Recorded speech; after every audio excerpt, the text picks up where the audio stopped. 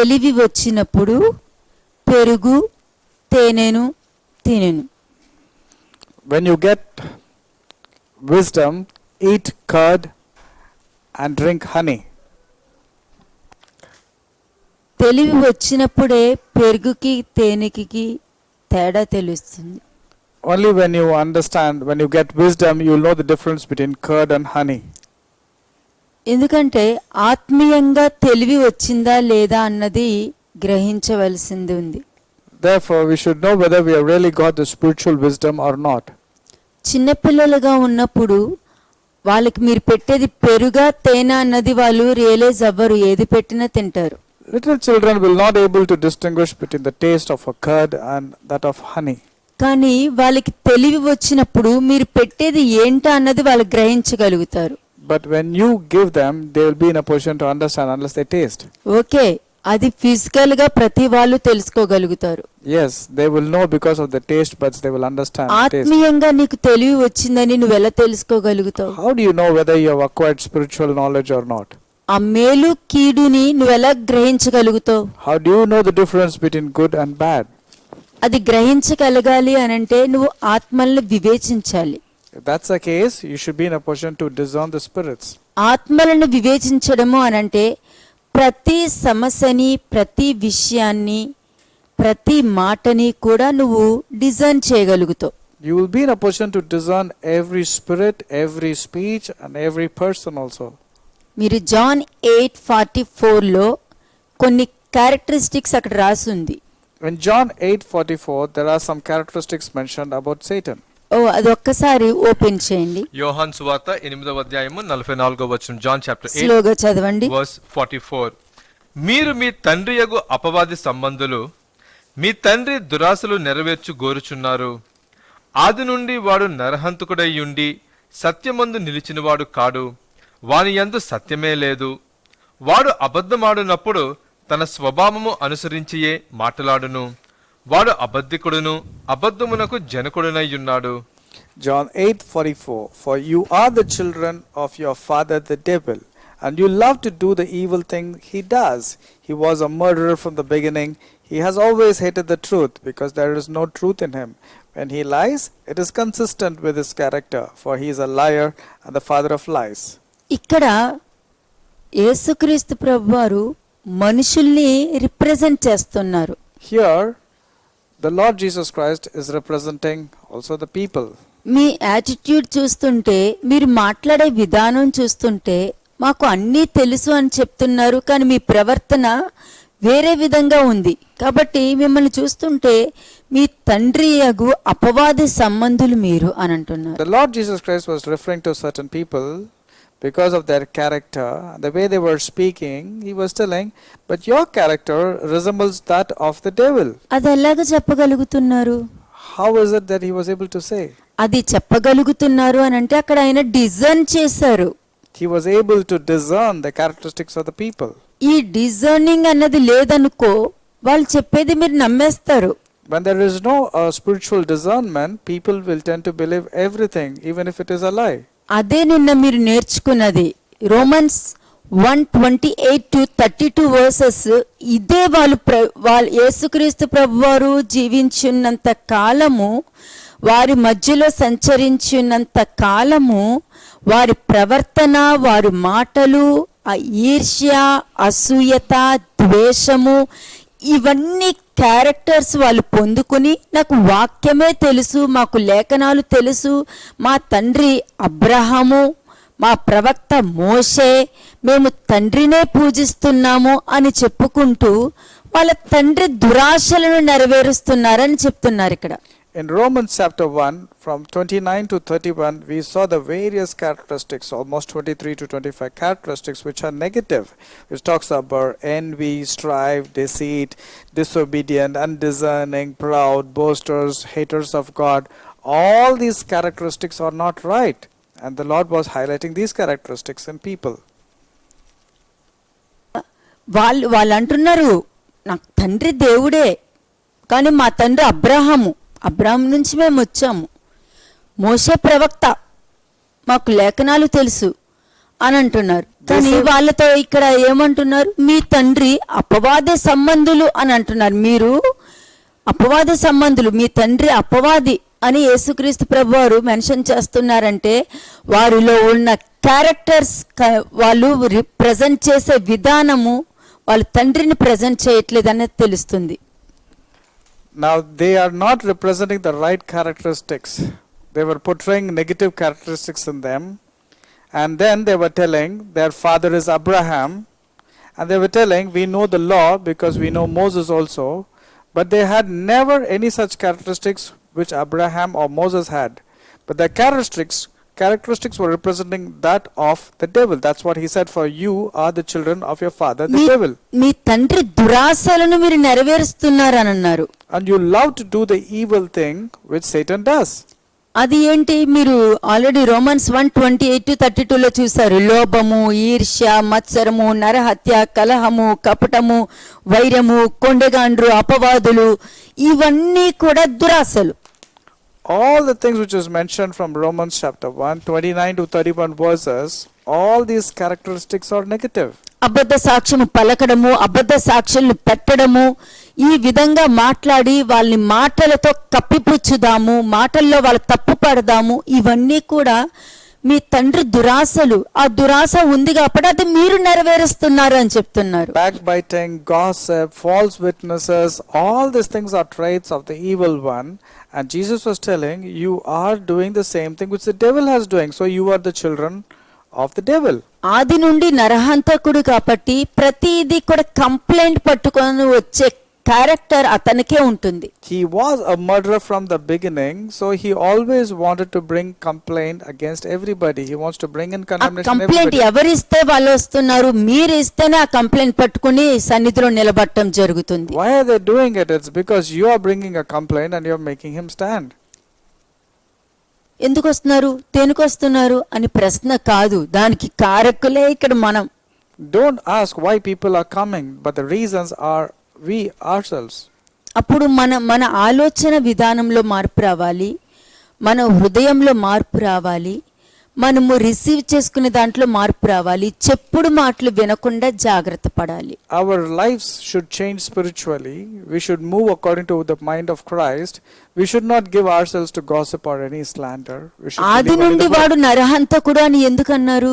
Why did the Lord mention that he was a murderer from the beginning? మనుషుల్ని దేవుడి దగ్గర నుంచి లాగి నరకానికి పంపించే మనస్తత్వం వాడికి ఉంది కాబట్టి నరహంతకుడు అని అన్నారు. Jesus was telling Satan was a murderer from the beginning because his intentions was to take the life of the people and put them into hell. ఎందుకంటే వాడిలో సత్యము లేదు. Because there is no truth in him. సత్యము లేదు కాబట్టి ఆయన ఇచ్చిన వాక్యాన్ని కూడా ట్విస్ట్ చేసి మాట్లాడే వాళ్ళు అనేక మంది మనుషుల్ని లోకంలోనికి పంపించారు తోడేల స్వభావంతో. He hated the truth. He twisted the truth. That's the reason his ministers, who is the ministers of Satan, have gone into this world to twist the truth, manipulate the truth and give a wrong gospel. ఇక్కడ ఇంకొకటి చూడండి, వాడు అబద్ధం ఆడినప్పుడు ఏ మనిషి కూడా అబద్ధము 10 మంది మనుషులు ఉన్నారనుకోండి, 10 మంది 10 విధాలు ఒక అబద్ధాన్ని 10 మంది 10 విధాలుగా చెప్పరు. If there is a lie, people will consistently tell lies in the same way. They will not say differently. ఎందుకంటే వాళ్ళ స్వభావాన్ని బట్టి అబద్ధం చెప్పడం జరుగుతుంది. It is purely based on their person's character. They keep telling different type of lies. కాబట్టి అబద్ధము వాళ్ళ స్వభావాన్ని బట్టి అబద్ధం చెప్పడం కూడా జరుగుతుంది. అంటే చూడండి, అబద్ధం అందరూ ఒకేలా చెప్పరు, వాళ్ళ స్వభావాన్ని బట్టి అబద్ధం చెప్తారు. When a person lies, they lie differently in different ways because based on their particular character. అందుకనే వాడు అబద్ధికుడును అబద్ధమునకు జనకుడై ఉన్నాడు. That's what when the devil lies, when Satan lies, he is consistent with his character. ఇది ఎందుకు తీసుకున్నాను తెలుసా? Do you know why I took this topic? మేలు కీడు వివేచించాలంటే ఈ క్యారెక్టరిస్టిక్స్ మీరు తెలిస్తేనే మీరు గ్రహించగలుగుతారు. లేదనుకో, నా తమ్ముడు నిజమే కదా చెప్తాడు, నా తమ్ముడు నన్నెందుకు మోసం చేస్తాడు, మా అన్న నన్నెందుకు ఇట్లా చేస్తాడు అని ఇలాగ నమ్మి మోసపోతూ ఉంటారు. Only if you have the spirit of discerning, you will know the difference between good and bad. Otherwise, you will be partial by telling, he is my brother, why should he tell lies? They are my parents, they are my children, they are my spouse, why should they tell lies? If you do not have the spirit of discerning, you will know the difference between good and bad. నా కూతురు చెప్పినా కూడా నేను design చేస్తాను. నేను When it comes to me, even if my daughter says something, I will always discern. ఎవ్వరు చెప్పినా design చేస్తా. Whoever says anything, I will always discern whether it is true or not, good or bad. తండ్రికి మనుషులకి మధ్యలో మధ్యవర్తి యేసుక్రీస్తు ప్రభు. There is a mediator.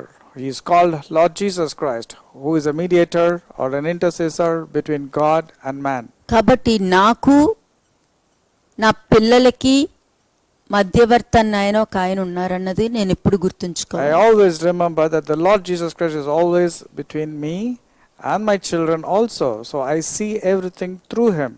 ఆయన లేరనుకో నా పిల్లలు చెప్పేదే కరెక్ట్ అని అంటాను. వాళ్ళు బాధపడుతున్నారంటే వాళ్ళ కోసం దేన్నైనా చేయడానికి తెగించేస్తాను. If he is not there in my life, I would like to believe all my children say, and whatever they say, I would like to go to any extent to finish whatever అప్పుడు they నేను ఇది want. అది ఎవరైనా ఉండనియండి, relations అయినా ఉండనియండి, blood relations అయినా ఉండనియండి, ఎవరైనా ఉండనియండి. Let it be anybody, even blood relations also. ఇలా ఉండటం వల్ల ఏమవుతుంది, ఈ అపవాది యొక్క క్రియలు ఏమేమి ఉన్నాయో అవన్నీ కూడా నేను నెరవేరుస్తున్నాను అని అర్థం. If there is no spirit of discerning, or if Lord Jesus Christ is not in between, then I would like to believe all the lies and all the characteristics mentioned in John chapter 8 verse 44, which talks about the devil. రక్తమాంసములు దేవుని రాజ్యాన్ని స్వతంత్రించుకోలేవు. Remember this always, flesh and blood cannot inherit ఆ the kingdom of God. రక్తమాంసాలే మనల్ని ఆ బంధాలు ఏం చేస్తాయంటే మనల్ని పాపంలోనికి నడిపిస్తూ ఉంటాయి. Those type of relationship which is flesh and blood will ensure that we enter into sin. అందుకనే బయట వాళ్ళ గొడవలు జరిగినప్పుడు వెళ్ళి మీరు ఈజీగా సాల్వ్ చేస్తారు. అదే మీ బ్లడ్ రిలేషన్ వచ్చేసరికి సరే వదిలేండి అని వచ్చేస్తారు. When it comes to an outsider, when he is having some problems, you will easily go and solve. But when it comes to your own kith and kin, near ones who are caught up in doing some wrong అసలు things, మీరు you are ఈ partial విషయంలో with them. Realise అవ్వరు, అసలు దాని మీద దృష్టి కూడా మీరు పెట్టరు. You don't even realize and you don't even focus about these things. ఎందుకంటే స్వభావము, Because that's the character. ఆ స్వభావము మనుషుల్ని అలా నడిపిస్తుంది. The character leads a person because he wants to be partial. Hebrew 5:14 చూడండి ఇప్పుడు. హెబ్రీయులకు రాసిన పత్రిక 5వ అధ్యాయము 14వ వచనం. Hebrews chapter 5 verse 14. వయసు వచ్చిన వారు అభ్యాసము చేత మేలు కీడులను వివేచించుటకు సాధకము చేయబడిన జ్ఞానేంద్రియములు కలిగి ఉన్నారు గనుక బలమైన ఆహారము వారికే తగును. Solid food is for those who are mature, who through training have the skill to recognize the difference between right and wrong. ఈ వయసు వచ్చిన వారు రక్తమాంసాలకి డిఫరెన్స్ చూడగలుగుతారు, దేవుడు వాక్యాన్ని గ్రహించగలుగుతారు, పక్షపాతము లేకుండా మాట్లాడటానికి నిలబడగలుగుతారు. ఎందుకంటే వాళ్ళకి ఆత్మీయంగా తెలివి వచ్చింది కాబట్టి. These spiritually mature people will able to recognize the difference between right and wrong, good and bad, because they have been trained to recognize the difference. అందుకనే తల్లిదండ్రులు కూడా పిల్లలకి ఇచ్చే ఆస్తిలో ఒకరికి ఎక్కువ ఒకరికి తక్కువ చేస్తూ ఉంటారు. That's a reason even parents sometimes they are showing partiality when it comes to distributing of the property. వాళ్ళు కరెక్టే అనుకుంటారు, కానీ ఎంతమంది పిల్లల మనసుల్ని బాధపడుతున్నారో అన్నది వాళ్ళు రియలైజ్ అవ్వరు. వాళ్ళు చేసేది న్యాయమా అవునా కాదా అని రియలైజ్ అవ్వరు. They think they are doing the right thing, but they do not know that they are causing grief to one of their child or maybe children. Somebody is partial, they are showing more to somebody. మిమ్మల్ని మీరు పరీక్షించుకోండి, మీ పిల్లలందరికీ సమానంగా మీరు చూడగలుగుతున్నారు, పరీక్షించుకోండి. Examine yourself today. Are you really partial to me all your పిల్లల children? హృదయాల్లో ఎవరి గుండెల్లో ఏ బాధ ఉందో ఏ దుఃఖం ఉందో మీరు రియలైజ్ అవుతారా? మీరు న్యాయం అనుకుని చేసుకుంటూ వెళ్ళిపోతారు. Are you really able to discern and recognize what grief or sorrow your children are going through, or are you just closed your eyes? ఎందుకంటే బలహీనంగా ఉన్నవారు విశ్వాసంలో తెలివి ఉండదు వాళ్ళకి. అందుకని వాళ్ళకి ఏది నచ్చితే అది వాళ్ళు చేసుకుంటూ వెళ్ళిపోతారే గాని ఒకరికి ఎవరికి అందరికి న్యాయం చేస్తున్నానా అన్న ఒక అండర్స్టాండింగ్ వాళ్ళకి ఎప్పుడు రాదు. Therefore, అందుకనే ప్రపంచంలో ఈ ఆస్తుల దగ్గరే పెద్ద గొడవలు జరుగుతూ ఉంటాయి. Therefore, a weak person will be always partial. He does not know to whom he is giving and whom he is not giving. He thinks he is doing the right thing because he is based on his own wisdom and understanding. విశ్వాసంలో బలహీనులు వాక్యమును గ్రహించలేని వారు. A person who is weak in faith cannot understand or comprehend the word of God. అలాంటి వారికి మంచి చెడుల విషయంలో ఆత్మ వివేచన ఉండదు వాళ్ళకి. To those people, he will not know the difference between good and evil. ఏ మనిషి అయితే శరీరాన్ని వేరే స్పిరిచువల్ లైఫ్ వేరే అని ఎవరైతే డిఫరెన్స్ చేస్తారో ఆ మనిషి ఆత్మీయంగా ఎదగలేడు. A person who differentiates, telling my spiritual life is different and my personal life is different, when he separates these two life of his, he cannot grow spiritually. ఇలాగ life divide చేసి ఉన్నారు అని అంటే ఆ మనిషికి తెలివి రాదు. ఎందుకంటే ఈ లోకమే ఎక్కువగా అతన్ని హ్యాండిల్ చేస్తుంది. అతను అనుకోవచ్చు నేను కరెక్ట్ గానే ఉన్నాను కదా అని అతను అనుకోవచ్చు. When a person separates his spiritual life and personal life, he cannot grow spiritually because he is caught up with the worldly wisdom and he thinks he is doing always the అలా right thing. అనుకుంటే అపోస్తలుడు పౌలు కూడా మీకు అలాగే నేర్పించాలి. If that's the case, even Apostle Paul should have taught you the same way. శరీరానుసారులు దేవుని సంతోషపరచలేరంట. People who are walking in the flesh cannot please the Lord. మీరు శరీరాన్ని ఆత్మని సెపరేట్ చేయగలుగుతున్నారంటే ఎవరు మిమ్మల్ని డామినేట్ చేయగలుగుతారు? ఎక్కువ ఆలోచించండి. But if you're able to separate these two, who will dominate your life? ఆత్మ శరీరము రెండు కలిసి ఉంటేనే ఆత్మీయ జీవితం నువ్వు కరెక్ట్ గా ఉంటున్నావా లేదా అని నువ్వు గ్రహించగలుగుతావు. If you are dominating or if your life is predominantly with a spiritual mind, then you're able to control the things pertaining to the flesh. నీతి వాక్యంలో మీకు అనుభవ జ్ఞానం లేదు కాబట్టి మీరు వాక్చాతుర్యంతో వాక్యం చెప్పొచ్చేమో, కానీ సత్యముతోను పరిశుద్ధాత్మ నడిపింపుతోను వాక్యం చెప్పవనుకో ఎదుటివారి జీవితంలో మార్పులు వస్తూ ఉంటుంది. Because you do not walk according to the spirit and truth, because you are caught up with the worldly related things. అందుకనే మేలు కీడులను వివేచించగలిగిన జ్ఞానము పొందుటకు వారు అభ్యాసం చేయలేదు కాబట్టి. Because they did not make a conscious effort in practicing the difference between good and bad. They did మీరు not have this అభ్యాసం knowledge. చేసుకోవాలి. You should pursue this type of character. It is అటువంటి అభ్యాసం అన్నది మీకు లేదు. అంటే అభ్యాసం అంటే ఏంటి? దేవుని వాక్యాన్ని గ్రహించి దాని ప్రకారం నడవాలి అనే అభ్యాసం మీలో ఉండాలి, కానీ నేను నేర్పిస్తే వచ్చేది కాదు, అది మీరు నేర్చుకుంటే వచ్చేది. It is not something who can teach you and force things upon you, but it is your responsibility, and it is put a conscious effort to know the difference between good and bad. ఇది ప్రమాదం. And it is dangerous if you do not come to this understanding. ఇది చాలా ప్రమాదం, నిజం చెప్తున్నాను మీకు. I'm telling you, it is very dangerous if you do not మేలు come to this understanding. కీడులను వివేచించే గ్రహింపు మీకు లేదు అని అంటే ఇది చాలా ప్రమాదకరమైన విషయం. మీరు దాని మీద దృష్టి ఉండట్లేదు, అందులో మీకు అభ్యాసం లేదు. If you are not able to differentiate between right and wrong or good or evil, it's going to be dangerous for you. అదే ఐషియా 7:15 చూడండి ఇప్పుడు. యెషయా 7వ అధ్యాయము 15వ వచనం. Isaiah chapter 7 verse 15. కీడును విసర్జించుటకును మేలును కోరుకొనుటకును అతనికి తెలివి వచ్చినప్పుడు అతడు పెరుగు తేనెను తినును. Isaiah 7 verse 15. By the time this child is old enough to choose what is right and reject what is wrong, he will be eating yogurt and honey. కీడును విసర్జించడానికి, చెడుని విడిచిపెట్టడానికి, మేలును కోరుకోవడానికి తెలివి రావడం. ఇప్పుడు ఎంత పెద్ద వయసు వచ్చినా కూడా కీడును విసర్జించరు, మేలు కోరుకోరు. వాళ్ళు అనుకున్నదే వాళ్ళు కీడును కూడా మేలుగానే అనుకుంటారు. Now people must know the difference between right and wrong. If you do not know, they will be thinking even the wrong things are appearing to be right in their eyes. అలాంటి మనుషుల ప్రవర్తన ఎలా ఉంటదంటే వారి నోటి మాటతో చిక్కుకుంటూ, వారి ప్రవర్తనతో వాళ్ళు చిక్కుబడుకుంటూ, దేవుడు నాకెందుకు ఇట్లా చేశారు, దేవుడు నాకెందుకు ఈ కష్టాలు ఇచ్చారని దేవుడి మీద బ్లేమ్ చేస్తారు. ఇటువంటి మనుషులే. They will be ensnared or trapped in their own sins because they don't even realize that is sin, and then they will be questioning God. Why is God doing this to me? కాబట్టి ఆత్మీయంగా మీరు తెలివి తెచ్చుకోవడం దేవుని దృష్టికి అనుకూలం. Therefore, God's desire is that you should get spiritual discernment and knowledge. ఇది లేకుండా మేలు కీడులను మీరు వివేచించలేరు. మీ mind వివేచిస్తుంది. Otherwise, you will not know the difference between right and wrong, but your mind will be quick to do something which is wrong, thinking that it is doing the right thing. Me mind ఎప్పుడు 2-3 options ఇస్తుంది, కానీ దేవుడి వాక్యం ఒక ఆప్షనే ఇస్తుంది. When it comes to God, there are no options, but when it comes to your mind, you will get multiple options, which is not correct. 1 Kings 3:5 చూడండి. మొదటి రాజుల గ్రంథము 3వ అధ్యాయము 5వ వచనం. 1 Kings chapter 3 verse 5.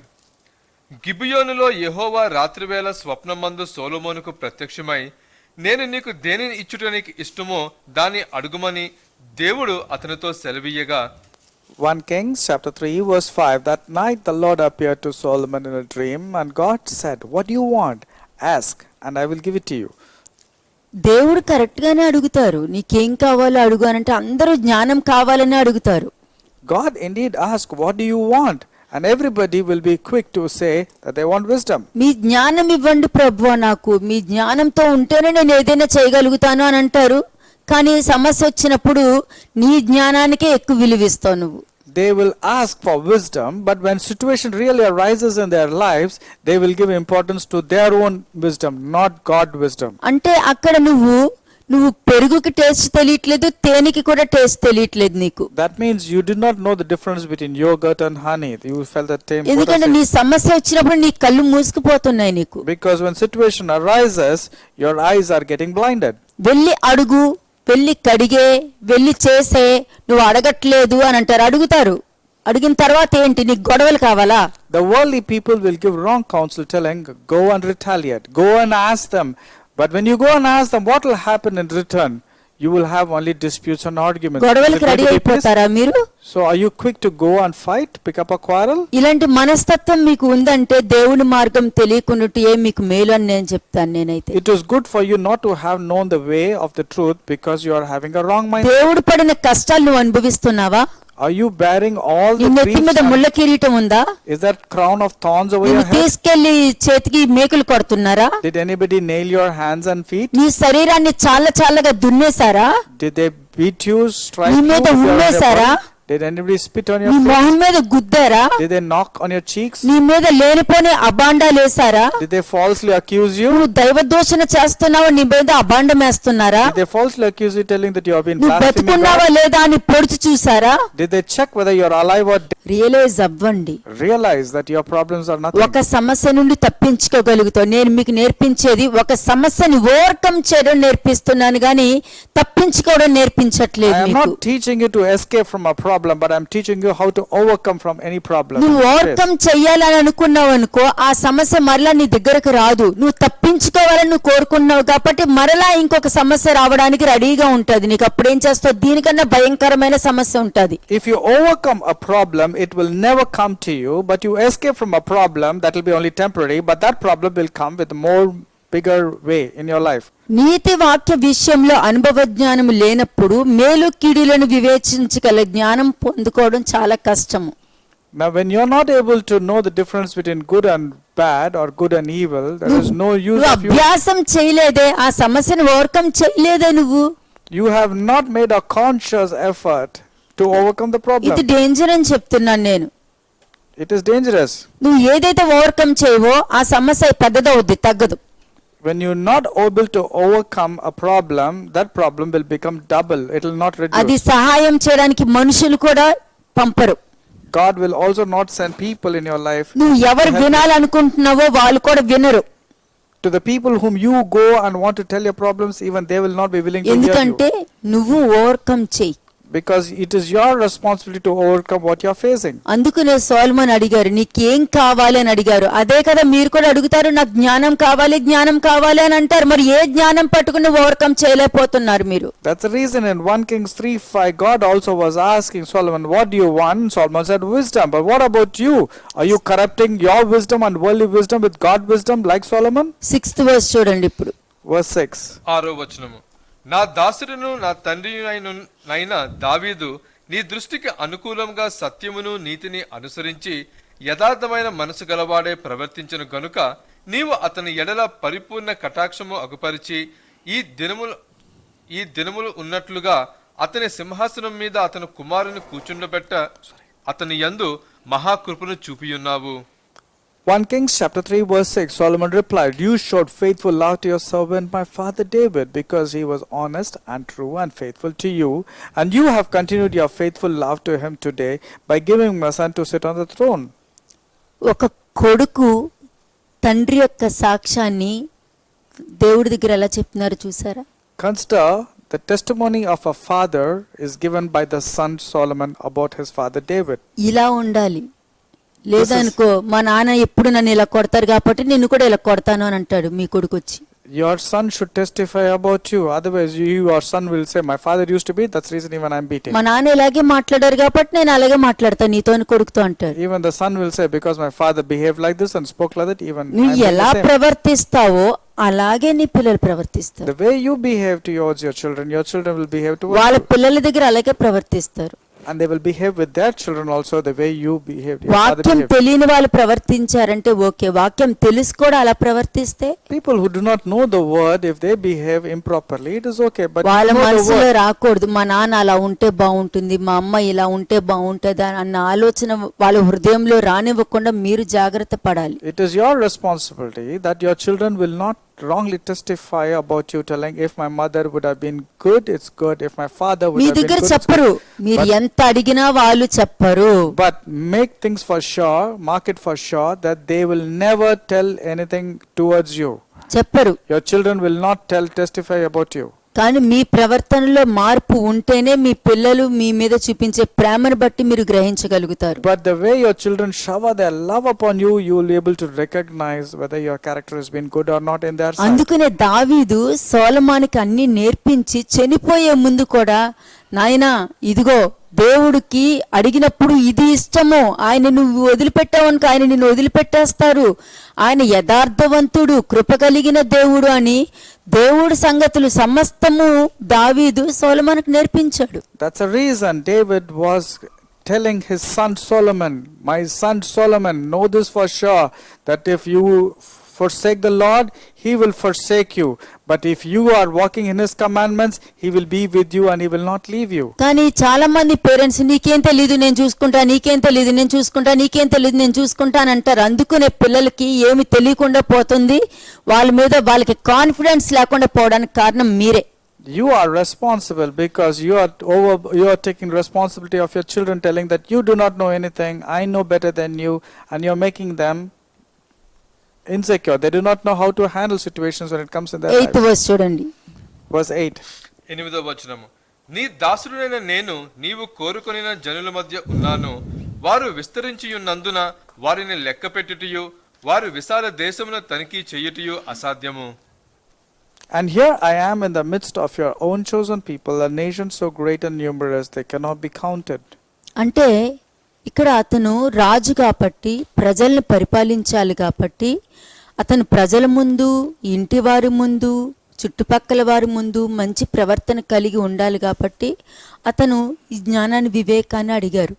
మీరు కూడా ఈ లోకంలో ఉన్న సమస్తాన్ని డిజైన్ చేసి దేవుడికి ఇష్టమైనవి ఏంటి, ఇష్టం కానిది ఏంటి అన్నది మీరు తెలుసుకోవాలి అని అంటే దేవుని యొక్క జ్ఞానము మీకు అవసరము. You need godly wisdom, only then you will be able to know the difference between right and wrong. That's what even King Solomon was asking for, wisdom, so that he'll able to judge the people. అందుకని అన్నారు, ఇంత గొప్పదైన నీ జనమునకు న్యాయం తీర్చగలవాడు ఎవరు? And he was here, he's saying, how can I really govern these people who are so many in number? మనం అనాలి, ఈ లోకంలో నేను ఉంటున్నాను, నాకు ఒక కుటుంబం ఉంది, మాకు బంధువులు ఉన్నారు, నాకు ఫ్రెండ్స్ ఉన్నారు, నేను జాబ్కి వెళ్తున్నాను, నేను బిజినెస్ చేస్తున్నాను, ఇవన్నీ ఉన్నారు, వీళ్ళందరి ముందు నేను ఎలా ప్రవర్తించాలి, నేను ఎలా ఉండాలి, ఇవన్నీ నువ్వు నాకు ఇస్తేనే నేను ఉండగలుగుతాను అని అడుగుతున్నాడు ఇక్కడ Solomon. Like how we have to pray is, Lord, I am doing a business, or I am employed somewhere, or I am going to school or college. Unless until you give me the wisdom, how can I handle between good and bad? That's exactly what Solomon was asking. Telling, I am in the world, give me wisdom. నేను మంచి చెడ్డలు వివేచించి నీ జనులకు న్యాయము తీర్చునట్లు నీ దాసుడనైన నాకు వివేకము కలిగిన హృదయము దయచేయము అని అన్నాడు. అంటే నీ నామానికి దూషణ రాకుండా నేను మంచి చెడ్డలు గ్రహించి పక్షపాతము లేకుండా ఈ లోకంలో నీకు ఇష్టంగా నేను జీవించాలి అని అంటే నువ్వు నాకు వివేకం కలిగిన హృదయం దయచేయమని మనం అడగాలి. That's the reason Solomon was asking for an understanding heart so that he can govern God's people, because he will know the difference between right and wrong. We also need to ask wisdom from God so that we will know the difference between right and wrong, because we are living in this world. ఇలాంటిది దేవుడి దృష్టికి అనుకూలంగా ఉంటుంది. 10th verse-లో In verse 10 we find the Lord was pleased that Solomon had asked for wisdom. He was very pleased the way Solomon asked. జ్ఞానము పొందుకొనుట దేవునికి అనుకూలమైనది, దేవుని దృష్టికి సరైనది. The Lord was pleased, and the Lord will be pleased with all people who ask for godly wisdom. అంటే దేవుడు మనుషుల్ని మంచిగానే సృష్టించారు, మంచిగా యథార్థంగా సృష్టించారు, పవిత్రంగా సృష్టించారు. కానీ వాళ్ళు తీసుకునే డిసిషన్స్, వాళ్ళు రిసీవ్ చేసుకునే విధానం వాళ్ళ అపవిత్రులను చేస్తుంది. Now God indeed had created man in a very nice way, but because people were going in their own way, own understanding, they have corrupted their minds.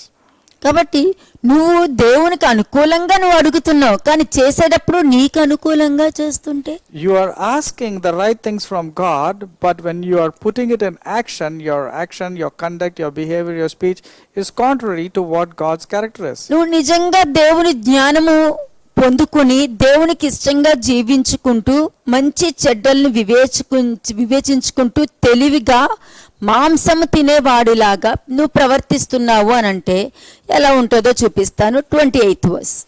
I'll show you how you will, if you receive your spiritually wisdom and mature, how you will be like eating solid food. I'll show you in verse 28. 28వ వచనము. అంతటా ఇశ్రాయేలుల అందరూ రాజు తీర్చిన తీర్పును గూర్చి విని న్యాయము విచారించుట యందు రాజు దైవజ్ఞానము నొందినవాడని గ్రహించి అతనికి భయపడిరి. When all Israel heard the king's decision, the people were in awe of the king, for they saw the wisdom God had given him for rendering justice. మనుషులు నీకు భయపడరు, నీలో ఉన్న దైవ జ్ఞానము చూసి వాళ్ళు ఈయన పవిత్రంగా ఉంటాడు, యథార్థంగా మాట్లాడతాడు, ఇతను అన్ని గ్రహించగలుగుతాడు, కాబట్టి మనం ఇష్టంగా ఆయన దగ్గర మాట్లాడకూడదు అని ఉంటుంది. లేదనుకో ఈ మనిషి నోట్లో నోరు పెట్టినా ఆ బురదలో నోరు పెట్టినా ఒకటే అన్న మాట రాకూడదు. When people see godly wisdom operating in your life, they will have a fear and they will know that there's something significant in your life. Otherwise, they will be scared. They will know when they come to you that your words will be rash, you are reacting quickly, they will know that you don't have wisdom. ఆ మనిషి దగ్గరికి వెళ్తున్నావు అంటే నీ చెప్పుతో నువ్వు కొట్టుకుంటున్నావు అని అర్థం. ఈ సాక్ష్యం మీరు కలిగి ఉండకూడదు. ఈ మనిషి ఎప్పుడు చూసినా తప్పు తీసుకుంటాడు, ప్రతిదీ ఎంత మంచి మాట్లాడు మంచిని పక్కన పెట్టి నెగిటివే తీసుకుంటాడు, ఈ మనిషి దగ్గర ఏది మాట్లాడినా వేస్ట్. ఈ సాక్ష్యం కావాలా? People should not be categorized telling that, oh, if this person is known for rash words, this person is known for corrupt communication, this person will not give the right counsel. You should not be categorized like that. దైవ జ్ఞానం ఉంటే ఆ మనిషికి ఎట్లా భయపడతారు, ఎలా మర్యాదిస్తారు, ఎలా గౌరవిస్తారు అంటే వాళ్ళ ప్రవర్తన తెలిసిపోతుంది, వారి మాట తెలిసిపోతుంది, వాళ్ళ యాటిట్యూడ్ తెలుస్తుంది. అంటే ప్రతి చోట కూడా సమాధానం కోరుకునే మనస్తత్వం వారిలో ఉంటుంది. వారి హృదయంలోనూ సమాధానం ఉంటుంది, బయట లోపల సమాధానం లేకుండా బయట సమాధానంగా నటించారనుకోండి, దేవుడు లోపల ఉన్నదే బయట పెడతారు, ఎట్లాగైనా లోపల ఉన్నదే బయటకు తీసుకొస్తారు. అది గుర్తుపెట్టుకోండి. నేను దీన్ని ఎక్కువ నమ్మేదేనంటే మన హృదయంలో ఏముందో అది దేవుడు బయట పెట్టేస్తారు, అదొకటి నమ్ముతా. లోపల ఏదైనా దాచిపెట్టుకునే రహస్యాలున్నా అది ఎప్పుడుగానే బయటకు వచ్చేస్తాయని నమ్ముతా. నేను ఒక అబద్ధం చెప్పిన అబద్ధం ఎవరు దాచలేరు, ఎప్పుడుగానే బయటకు వచ్చేస్తాయని నమ్ముతా. ఈ 3 నేను నమ్ముతాను కాబట్టి చాలా చాలా చాలా చాలా చాలా జాగ్రత్తగా ఉంటాను. A godly wisdom people will operate with good conduct, with good characteristics, the way they speak also. And they will have peace not only externally, but internally they will have peace. But if somebody is faking as if they have peace externally and they don't have it inside, remember this: God will expose that secret thing and he will bring it to the light. Even if a person is telling a lie within himself, God will bring it to the light so that that person will be exposed. So remember, all situation which is done in secret or dark things, God will expose it openly and bring it to light. Proverbs 27:21 చూడండి. సామెతలు 27వ అధ్యాయము 21వ వచనం. Proverbs chapter 27 verse 21.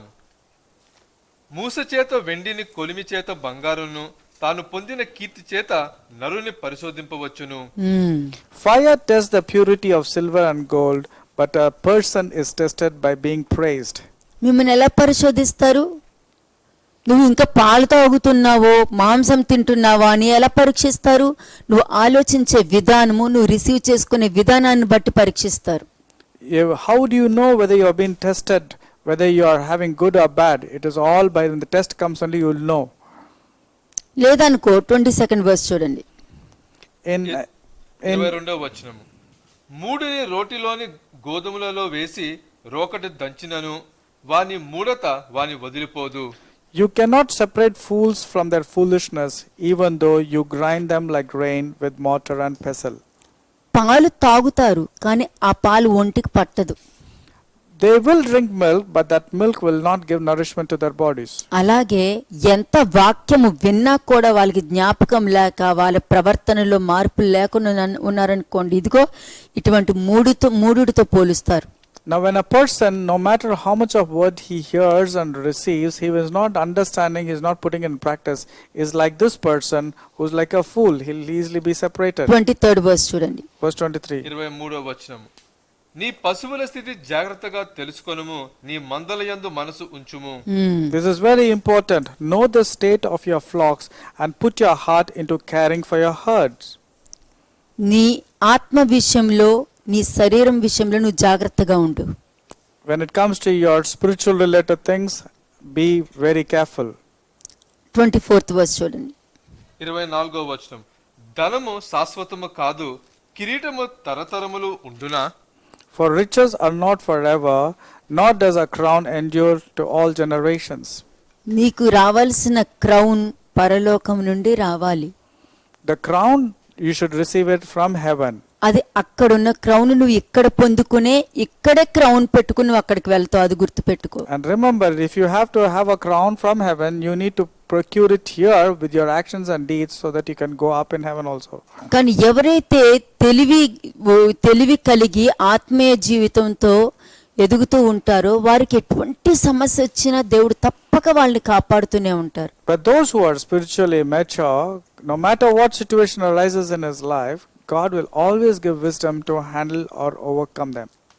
యోబు 32:21-22 వచనాలు. 21-22 వచనం. Job chapter 32 versus 21 and 22. మీరు దయచేసి వినుడి, నేను ఎవరి ఎడలను పక్షపాతినై ఉండను, నేను ఎవరికిని ముఖస్తుతికై బిరుదులు పెట్టను. ముఖస్తుతి చేయుట నా చేత కాదు, అట్లు చేసిన ఎడల నన్ను సృజించిన వాడు నన్ను శీఘ్రముగా నిర్మూలము చేయును. Let me not, I pray, show partiality to anyone, nor let me flatter any man, for I do not know how to flatter, else my maker would soon take me away. ఇది ఉండనీయకండి అమ్మ. ఇది మీరు మీ మైండ్లో, మీ హృదయం మీద రాసి పెట్టుకోండి. మీ పుస్తకాల్లో రాసి పెట్టుకోకండి. మీరు పుస్తకాల్లో రాసి పెట్టుకున్నారనుకో మర్చిపోతున్నారు. మీ హృదయంలో రాసి పెట్టుకుంటే మర్చిపోకుండా అది ఎప్పుడు మీకు గుర్తు చేస్తూ ఉంటుంది. Now don't just write it in your books, but when you write it in the tablet of your hearts, you'll know how important it is. ఈ వాక్యం చూసారా? దయచేసి వినుడి. It is telling, let me, I pray, let me not, I pray. It says, it's requesting, it's a మీరు request. దయచేసి వినుడి, నేను ఎవరి ఎడలను పక్షపాతినై ఉండను. యోబు సాక్ష్యం చెప్పుకుంటున్నాడు. అతను నోటితో పాపం చేయడు, హృదయంలో పాపం చేయలేని మనిషి ఇదిగో ఇలా తల ఎత్తుకుని మాట్లాడతాడు. This person, Job, never shown partiality to anybody. He was not flattering any person also. ముఖస్తుతికై బిరుదులు పెట్టుకోండి. ముఖస్తుతి, ఫ్లాటరింగ్ లిప్స్ ఎప్పుడు అది ఉందా తెంచి పక్కన పాడేయండి దాన్ని. Partiality or flattery is very, very dangerous. If it is there, remove it immediately. దేవుని యందు భయభక్తులు కలవారిని అపాయం నుండి ఎలాగ తప్పిస్తారన్నది మీరు ఒకటి గుర్తుపెట్టుకోండి. But remember how God will bail out a person who is sincerely seeking him. అదే దావీదు విషయంలో ఒక సంఘటన జరిగింది. That is what happened with David also. ఫిలిష్తీయులకు దావీదు ఎవరు అన్నది బాగా తెలుసు. The Philistines knew who King David was. గొల్యాతును సంహరించింది దావీదే అని ఫిలిష్తీయులకు బాగా తెలుసు. And the Philistines well knew that it was David who slew వాళ్ళు ఎప్పుడు దావీదుని మర్చిపోలేదు. దావీదు గురించి బాగా తెలుసు, అంటే దైవ జ్ఞానం గురించి బాగా తెలుసు అని అర్థం. అది మీరు గ్రహించండి. He had the wisdom of God, so this was well known by the Philistines also. చూడండి 1 Samuel 29 verse 1 and 2. మొదటి సమూయేలు 29వ అధ్యాయము మొదటి 2 వచనములు. 1 Samuel chapter 29 verses 1 and 2. అంతలో ఫిలిష్తీయులు దండెత్తిపోయి అఫేకులో దిగియుండిరి. ఇశ్రాయేలీయులు ఎజ్రాయేలులోని జల దగ్గర దిగియుండిరి. ఫిలిష్తీయులు సర్దారులు తమ సైన్యమును నూరేసి మందిగాను 1000 మందిగాను వ్యూహపరిచి వచ్చుచుండగా దావీదును అతని జనులను ఆకీషుతో కలిసి దండుకు వెనుక తట్టున వచ్చుచుండిరి. The entire Philistines army now mobilized at Aphek, and the Israelites camped at the spring in Jezreel. As the Philistine rulers were leading out their troops in groups of hundreds and thousands, David and his men marched at the rear with King Achish. ఇక్కడ ఆకీష్ ఎవరు? Philistine rule చేసే ruler. Who is Achish? He was ruling Philistines and he was also ruling Gath. వాళ్ళందరూ కూడా ఇశ్రాయేల్ జనాంగం మీద యుద్ధం చేయడానికి వెళ్తున్నారు. And all these people were going to wage a war against Israel. దావీదు ఎవరు? ఇశ్రాయేల్ జనాంగానికే రాజు. But who was David? He was a king of Israel at the time. కానీ దావీదు ఎందుకున్నాడు అక్కడ? But why was David there at that moment? ఆ పరిస్థితి, అతని పరిస్థితి తెలుసా? ఆ యుద్ధానికి వెళ్ళడం దావీదుకి ఇష్టం లేదు.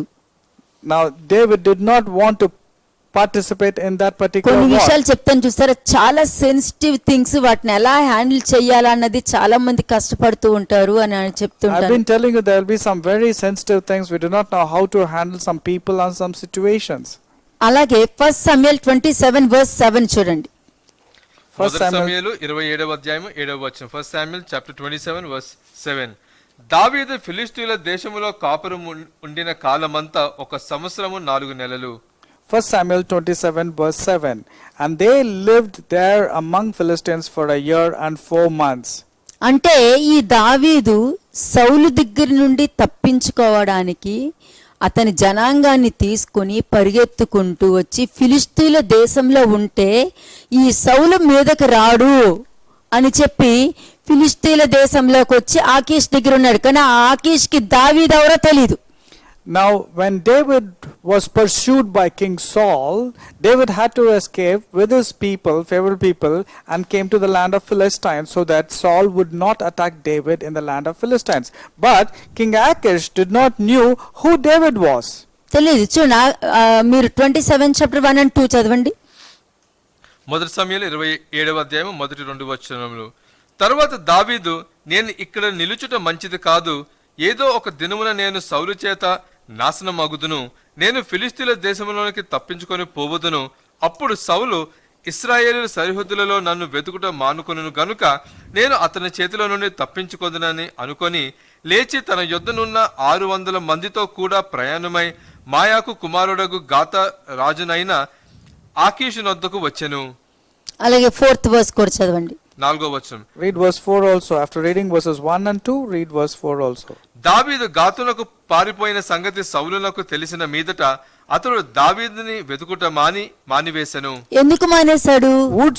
Word soon reached Saul that David had fled to Gath, so he stopped hunting for him. Why did he stop hunting him? Why did Saul stop hunting వాళ్ళే for David? దావీదుని చంపేస్తారు, ఫిలిష్తీయుల దగ్గరికి వెళ్ళాడు కదా, ఇంకా మనకు సంబంధం లేదని వదిలేశాడు. Because Saul was thinking that Philistines are the enemies and David will be killed by the Philistines, so he doesn't have మనం to. కూడా కొన్ని సమస్యల్లో, ఇటువంటి సమస్యల్లో పడుతూ ఉంటామండి. We also at times will be falling in this type of ఒక్కొక్కసారి మన ప్రాబ్లమ్స్ అన్ని తెలిసిన వాళ్ళే మనకు వ్యతిరేకంగా ఉన్న వాళ్ళ చేతి దగ్గరికి వెళ్ళి కూర్చునే పరిస్థితి ఎదురవుతూ ఉంటది. Sometimes the people whom we are facing problems, it will go and land with their own. ఒక్కొక్కసారి మనల్ని అవమానపరిచి మనల్ని బాధ పెట్టి వారిని వాళ్ళు ఎదుర్కొండ కూర్చునే పరిస్థితి మనకు ఎదురవుతూ The ఉంటది. people who have insulted us are those people sometimes we have to face. కానీ ఎలా హ్యాండిల్ చేయాలి? But how to handle?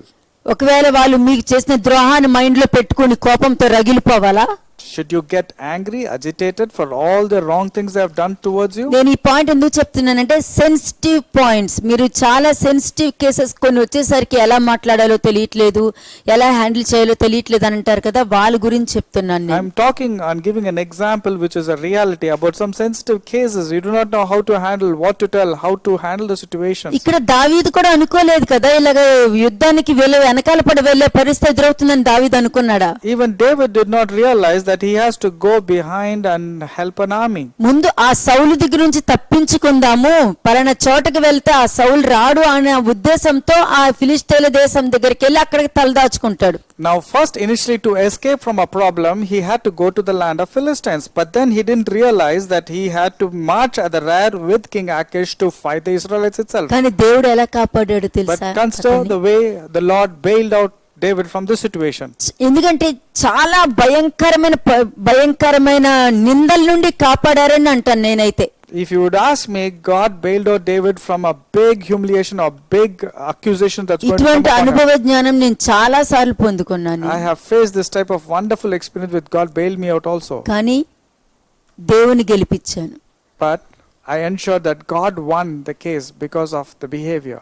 అది కష్టంగా ఉంది. It was very difficult to కానీ follow. హృదయంలో తిట్టుకోలేదు, మైండ్ లో తిట్టుకోలేదు, నోటితో పలకలేదు. Situations were not favorable, but though I did not నాకు complain, I did కష్టం not murmur. వచ్చిందంటే ఒకటే అంటాను, దేవుడు అనుభవించిన దాంట్లో ఇది కష్టమే కాదని పలుకున్నాను అనుకోండి, ఆ కష్టం నా నుండి వెళ్ళిపోతూ ఉంటుంది. Whenever I face any challenges or tribulations or sufferings or grief or any kind, I always connect and say this loudly: Lord, the difficulties that you have faced is so huge that what I'm facing is nothing in front of what you have faced. లేదనుకో, దావీదు తనని తాను encourage చేసుకున్నట్టు నాకు ఒక encouragement దొరుకుద్ది. Otherwise, as you see in 1 Samuel 30 verse 6, how David strengthened himself or David encouraged himself, I also will be encouraging myself with the ఎందుకంటే strength. Crucial situation లో నేను బ్యాకప్ పెట్టుకుంటాను, ఫెయిత్ బ్యాకప్ ని. Because I always keep some words as a backup for my faith to come when there is no way.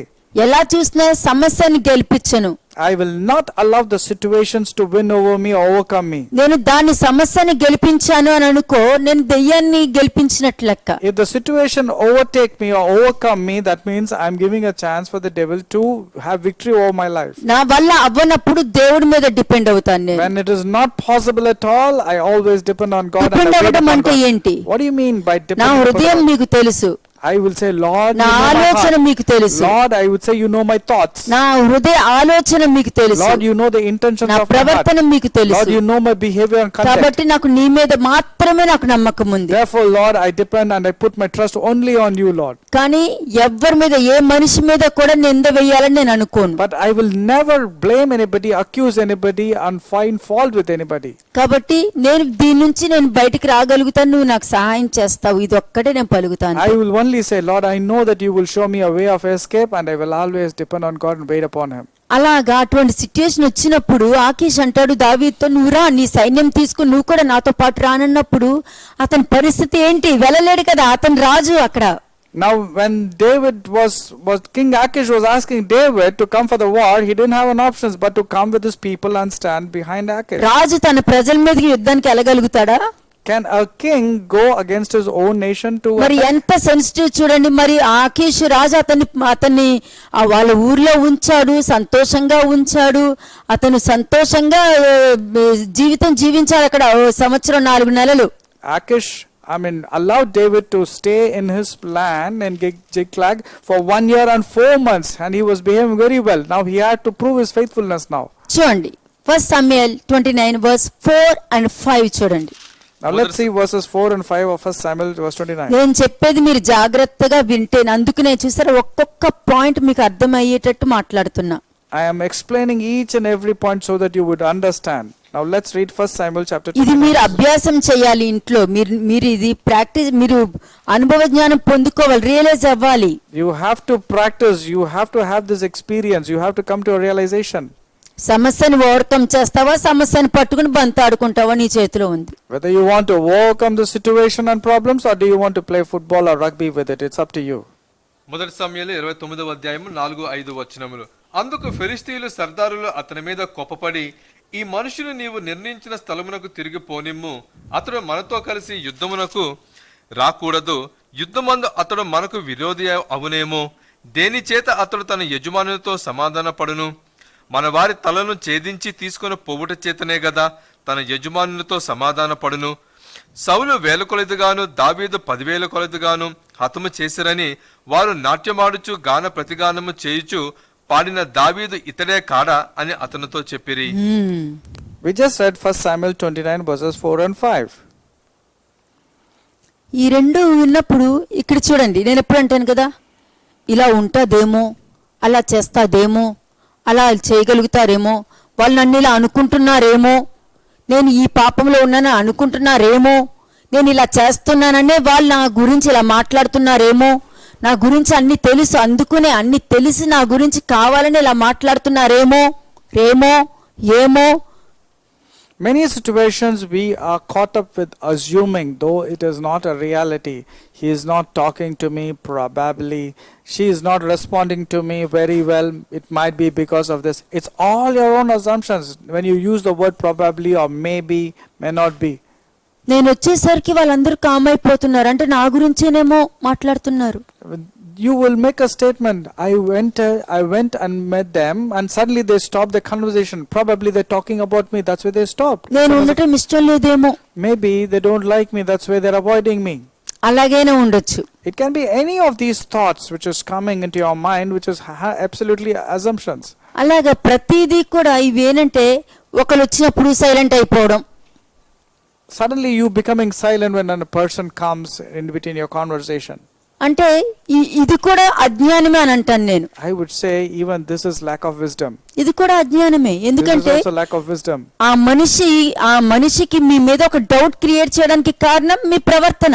You have created doubt in that particular person is because of your behavior. కానీ దావీదు అక్కడ ఉన్నంత కాలము దావీదు ఎవరో ఏంటో ఏమీ తెలియదు అక్కడ. But when David was living in the place where King Achish gave, he never knew who he was. ఆకీష్కి దావీదు ఇతనే అని తర్వాత తెలిసింది. King Achish knew about David only later on. కానీ అతను ఏం చూశాడు, దావీదులో ఉన్న మంచి ప్రవర్తనని చూశాడు. కానీ ఆ కాలంలో ఎవరైనా వేరే మనిషి హ్యూమన్ మైండ్ తో ఉన్న మనిషి చూస్తారు, ఇతనా వచ్చింది, మన గోలియాతుని చంపింది ఇతనే కదా, ఇతన్ని కానీ నేను చూసుకున్నాను, ఇతన్ని నేను ఇట్లా చేశాను, ఇతన్ని బతకనివ్వను, వీళ్ళందరినీ చంపేస్తాను అని అంటాడు. కానీ అతను దావీదులో ఉన్న ఒక మంచిని గ్రహించారు. అలా మీలో ఎంతమంది మంచిని గ్రహిస్తారండి? Actually, King Achish was supposed to be an enemy to King David, but the way King David behaved himself so wisely, so well, King Achish himself was giving a very good testimony about David. Like that. అలా చేయకండి, ఎందుకంటే పేతురు లెగిసి వెళ్ళిపోవడం వల్లనే అపరాధిగా తీర్చిపడ్డాడు అని అంటే, మీరు ఒక మనిషి వచ్చినప్పుడు మీరు కామ్ అయిపోతున్నారు అని అంటే నీ ఇంట్లో వాళ్ళని నువ్వే శంకిస్తున్నావు. How many of you are able to get a good testimony at your homes or outside? Let's consider even Peter, when all of a sudden, when the Jews came, he got up having food with the Gentiles, and that was accounted to be a sin. ఒకవేళ మీరు కూడా ఇలా మాట్లాడితే వీళ్ళు వాళ్ళకి చెప్తారేమో, వీళ్ళకి చెప్తారేమో, వాళ్ళకి చెప్తారేమో అని మీరు కూడా రేమో అని ఈ ఫిలిష్తీయులు మాట్లాడినట్టు రేమో. యాక్చువల్గా దావీదు దేనికి, తన ప్రాణాలు కాపాడుకోవాలని చెప్పి ఆ ఊరొచ్చి దాక్కున్నాడు. కానీ వాళ్ళు ఏమన్నారు, ఇతను మనల్నే చంపేస్తాడేమో, మన తలలు తీసుకెళ్లి వాళ్ళ యజమాని చేతుల్లో పెడతాడేమో. చూసారు, వాళ్ళు అనుకున్నారు. ఇదే కుటుంబంలో గొడవలకి కారణము. నేను ఇలా మాట్లాడితే ఈమె వాళ్ళకి చెప్పుద్దేమో, ఇలా మాట్లాడితే అతడు ఇలా మాట్లాడతాడేమో, ఇలా అనుకుని మీ ఇంట్లో సమాధానాన్ని మీరే తీసేసుకున్నారు. When David's primary reason to come to that particular land was to escape from Saul. That's all. He never had any other intentions. But the Philistines were telling to King Achish, this person, if he is there with us, probably he will kill us in the battle. He will turn against us. Likewise, even in our family also, the reasons why there are so many disputes is because of assumptions. If I go and tell that person, maybe he will go and tell that person. All these type of talks, gossip are leading to destructions. మనకు విరోధి అవునేమో వీళ్ళే అనుకుంటున్నారు, మొత్తం వీళ్ళే అనుకుంటున్నారు. The Philistines were thinking on their own that maybe there would be this person. What if he turns against us in the battle and becomes our adversary? You can read this in verse 4. ఇలాగ చేస్తారేమో. వద్దండి, please దయచేసి రాసుకోండి. మీరు ఇలాంటి ఆలోచన వద్దు, ఇలాంటి ప్రవర్తన వద్దు.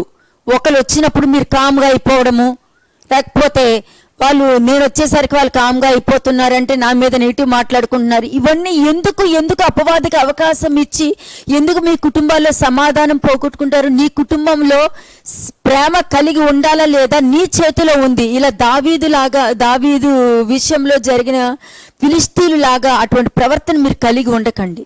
Don't have an attitude like this Philistines and all, assuming and thinking things on your own and spoiling the reputation of good family of yours. ఇక్కడ ఇంకొకటి దాగి ఉంది. There is one more thing that you can see. చూడండి, 3rd verse చూడండి. See verse 3. 3వ వచనము. ఫిలిష్తీయుల సర్దారులు ఈ హెబ్రీయులు ఎలా రావలెను అని ఆకీషును అడుగగా అతడు, ఇన్ని సంవత్సరములు నా యొద్ద నుండిన ఇశ్రాయేలు రాజైన సౌలునకు సేవకుడగు దావీదు ఇతడే కాడా? ఇతడు నా యొద్ద చేరిన నాటి నుండి నేటి వరకు ఇతని యందు తప్పు ఏమీయూ నాకు కనబడలేదని ఫిలిష్తీయుల సర్దారులతో అనెను. But the Philistine commanders demanded, "What are these Hebrews doing here?" And Achish told them, "This is David, the servant of King Saul of Israel. He has been with me for years, and I have never found a single fault in him." సరే, మీ గురించి చెప్తూ ఉంటారు, మీరు ఇలాంటి వాళ్ళంట కదా, మీ గురించి ఇలా నా దగ్గర చెప్పారు, మీరు మంచోళ్ళు కాదంట, మీరు చాలా బాధపడుతున్నారంట, అసలు మీరు తప్పుడు బోధలు చెప్తున్నారంట, అసలు మీరు కరెక్ట్గానే మాట్లాడలేదని మా దగ్గర చెప్పారు అని ఎవరైనా వచ్చి చెప్పారనుకోని ఏం చేస్తారు మీరు? What will you do if somebody comes and says some wrong gossip accusation telling that we heard that you are not a good preacher and you don't preach properly and you are doing like this? How do you respond? How do you reply? ఎలా ఆలోచిస్తారు? How will you think? మీ గురించి ఎవరైనా వచ్చి complaint చెప్తారు, ఎలా తీసుకుంటారు? Somebody would come and raise a complaint against you. How do you receive it? ఆకీష్ రాజు ఎలా తీసుకున్నాడు చూసారా? Look at the way King Achish యాక్చువల్గా ఆకీష్ రాజు చేయవలసిందేనంటే, గోలియాతును చంపింది ఇతను ఇంత పరాక్రమశాలి కదా, ఎంతో మంది మన ఫిలిష్తీయులను చంపేసిన వాడు ఇతనే కదా, ఇతనికి నేను ఉండటానికి ఆశ్రయం ఇచ్చానా? నో, ఇతను బతికి ఉండకూడదు, ఈ ఆలోచన రావాలి. కానీ అతనికి వచ్చిన ఆలోచన చూస్తే ఇతనిలో ఒక్క తప్పు నాకు కనిపించలేదే, ఎప్పుడు ఇతను ఒక హాని కూడా చేయలేదే. ఇలా ఎంతమంది ఆలోచిస్తారండి? చెప్పండి, ఎంతమంది ఆలోచిస్తారు? King Achish should have actually reacted in a different way when he came to know that it was David who killed Goliath. He said, "What? David killed Goliath? Let us kill David and all his 600 men right now." But look at the way King Achish was behaving. He said, "I have never found a single fault in David from the day he arrived and he stayed with us."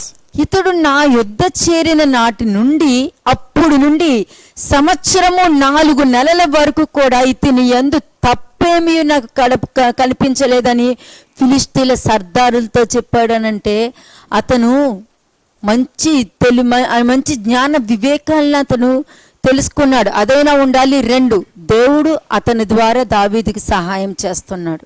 Number 1, excellent attitude and character has been displayed by King Achish. Number 2, it would have been God showing favor upon David through King Achish. That's what happens. ఇదంతా చెప్తే ఎంతమంది అర్థం చేసుకుంటారా అన్నది నాకు తెలియకేనమ్మా. మీ అందరికి ఏమన్నా తెలుసా? అది నెగిటివ్ అయినా మీరు పాజిటివ్ గా తీసుకున్నాను నన్ను. అందుకునే I do not know how many people ఇలా really చెప్తే అర్థమవుతుందని ఇలా నేర్పిస్తున్నా మీకు.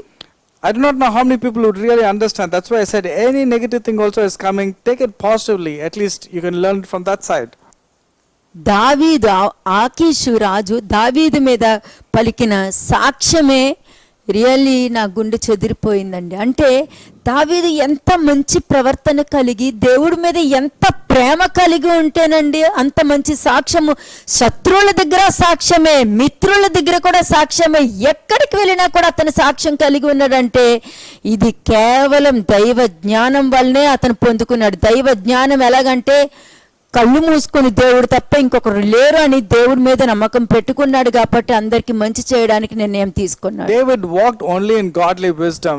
Walking in godly wisdom is blindly following God's instructions. That's the reason even the enemies were praising David. Even the friends were praising David. There was everybody who were praising David only. మన సాక్ష్యము మన పిల్లల ముందు, మన పెద్దల ముందు, మన relations ముందు, మన భర్త ముందు చాలా ముఖ్యమండి. Our testimony in the చాలా ముఖ్యం, నాకైతే చాలా ముఖ్యం. అందుకనే మిమ్మల్ని నేను ఎలాగ నాకు దేవుడు నేర్పించారో మిమ్మల్ని అందరినీ నేను అలాగే నడిపిస్తున్నాను, కానీ నేను ఒకలాగా మిమ్మల్ని ఒకలాగా నేను ఎప్పుడు నడిపించలేదు. I have not done something else and teaching you something else. Whatever I practice, I am teaching you. Therefore, our testimony is very important in our homes, in our relations, and wherever we go. దావీదు ఆకీషు వద్ద ఆశ్రయం పొందిన నాటి నుండి ఏ కీడు చేయలేదంటండి అతనికి.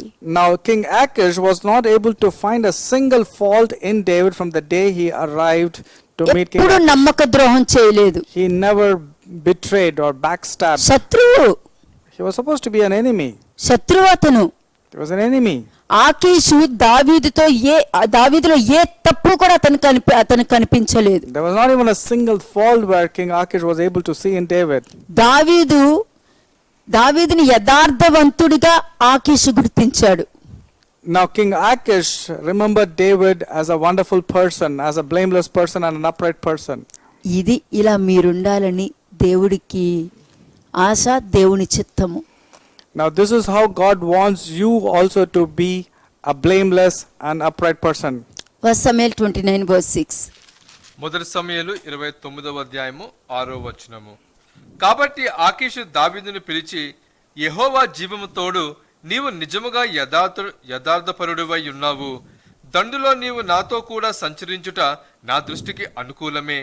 నీవు నా యొద్దకు వచ్చిన దినము నుండి నేటి వరకు నీ యందు ఏ దోషమును నాకు కనబడలేదు గాని సర్దారులు నీ యందు ఇష్టము లేకయున్నారు. 1 Samuel 29:6.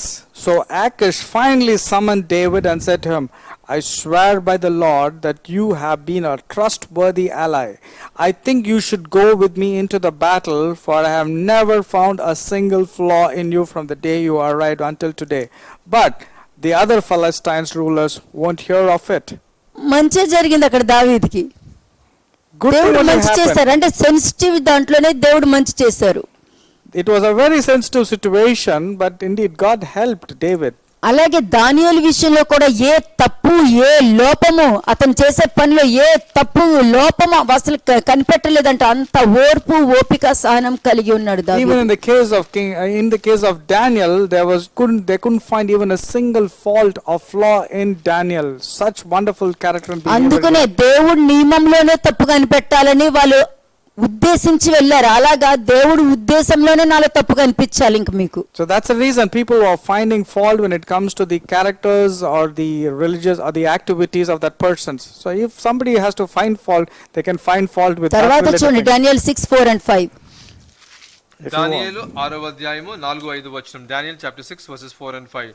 అందుకు ఆ ప్రధానులను, అధిపతులను, రాజ్యపాలన విషయంలో దానియేలు మీద ఏదైనా ఒక నింద మోపవలనని ఉండి తగిన హేతువు కనిపెట్టుచుండిరు గాని దానియేలు నమ్మకస్తుడై ఏ నేరమైనను ఏ తప్పైనను చెయ్యువాడు కాడు గనుక దానియేలులో తప్పైనను లోపమైనను కనుగొనలేకపోయిరి.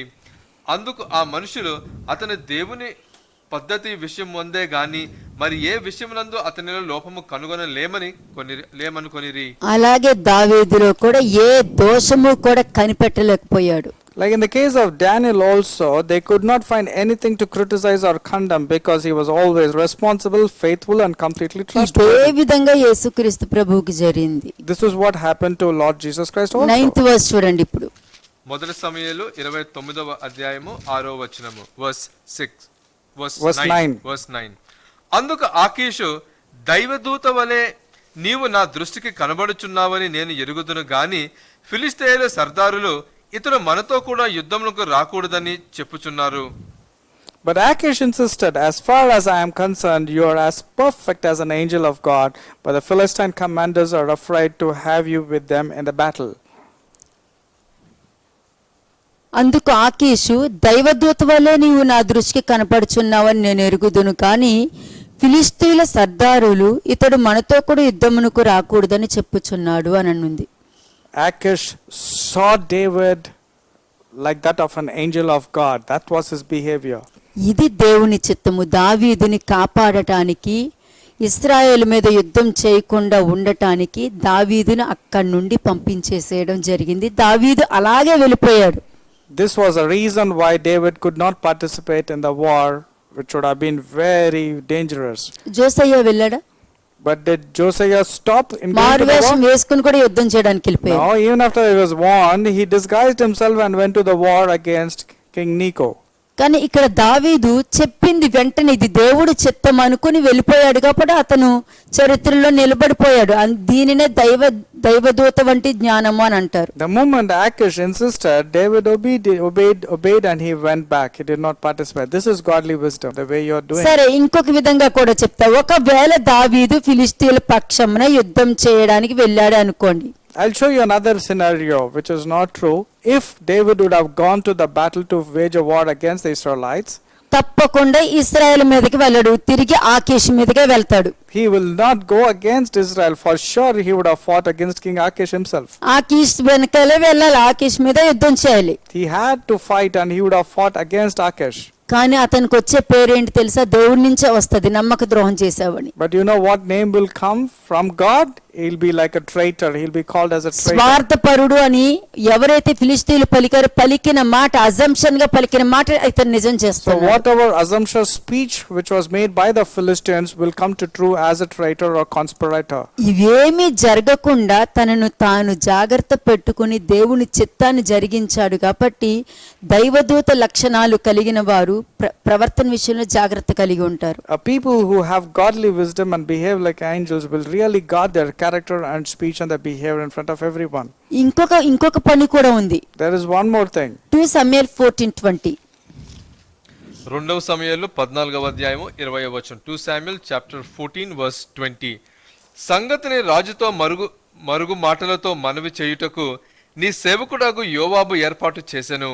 ఈ లోకమందు సమస్తమును ఎరుగుటయందు నా ఏలినవాడువగు నీవు దేవదూతల జ్ఞానము వంటి జ్ఞానము కలవాడువు.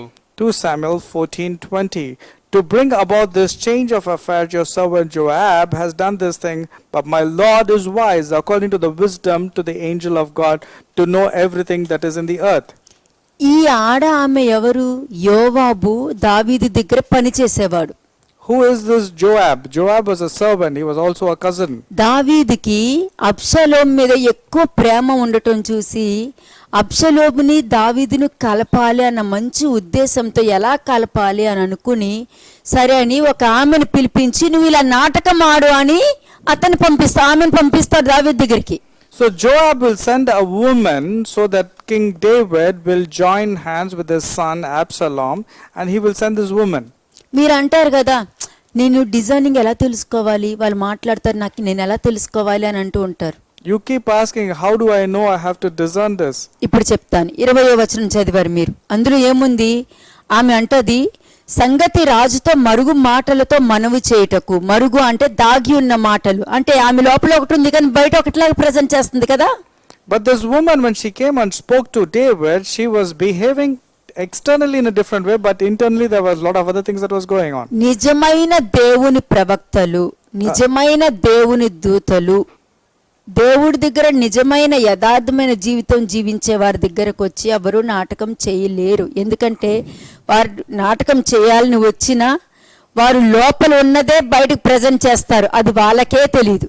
A true prophet, a true priest, a true person who's walking in the way of Lord, nobody can defraud or cheat that person. Even if somebody wants to cheat or defraud, that lies or that thing will be exposed. సంగతిని రాజుతో మరుగు మాటలతో మనవి చేయుటకు, లోపలంతా దాచేసుకుని పైన ఏం చెప్పాలో అది చెప్పడానికి అక్కడికి వచ్చి ఏమందంటే, నీ సేవకుడు ఒక యోవాబు ఏర్పాటు చేసెను, నన్ను అతనే ఏర్పాటు చేశాడు. ఈ లోకమందు సమస్తమును ఎరుగుటయందు నా ఏలిన వాడవగు నీవు దేవదూతల జ్ఞానము వంటి జ్ఞానము కలవాడువు అని ఆమె గుర్తించింది అక్కడ. Now this lady who was sent by Joab, now when King David comes to know and ask, tell me woman, don't hide anything from me, then this woman will say this thing in verse 20. To bring about this change of affairs, your servant Joab has done this thing, but my Lord is wise, according to the wisdom of the angel of God, to know everything that is in the earth. ఆమె present చేసిన విధానం చూడండి. 19th verse. In verse 19, 18, 19 రెండు చదవండి. read from 18 onwards. 18, 19 వచనాలు verses 18 and 19. రాజు, నేను నిన్ను అడుగు సంగతి నీవు ఎంత మాత్రమును మరుగు చేయవద్దని ఆ స్త్రీతో అనగా, నా ఏలినవాడవగు నీవు సెలవిమ్మనెను. జాగ్రత్తగా చదవండి. అంతటా రాజు, యోవాబు నీకు బోధించెనా అని ఆమెను అడిగినందుకు ఆమె ఇట్లనెను, నా ఏలినవాడవైన రాజా, నీ ప్రాణము తోడు చెప్పిన దానిని తప్పక గ్రహించుటకు నా ఏలిన వాడువును రాజునగు నీ వంటి వాడు ఒకడును లేడు. ఆపేయండి. అక్కడ ఏముంది? In verse 17, your maidservant said, the word of my lord the king will now be comforting, for as an angel of God, so is my lord the king is discerning good and evil, and may the Lord your God be with you. Did you read that? 19th verse. 19th verse. 19, sorry. So the king said, is the hand of Joab with you in all this? And the woman answered and said, as you live, my lord the king, no one can turn to the right hand or to the left from anything that my lord the king has spoken. For your servant Joab commanded me, and he put all these words in the mouth of your maidservant.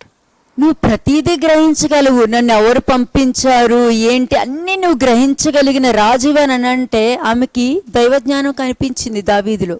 She saw the wisdom of the angel of God in David. That's the reason she said, Lord, my God, my king, you knew everything.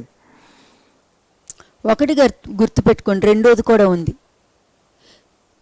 మీకు భయపడి ఇంకొకరు అబద్ధాలు చెప్పకూడదు. People should not tell lies because they are scared of you.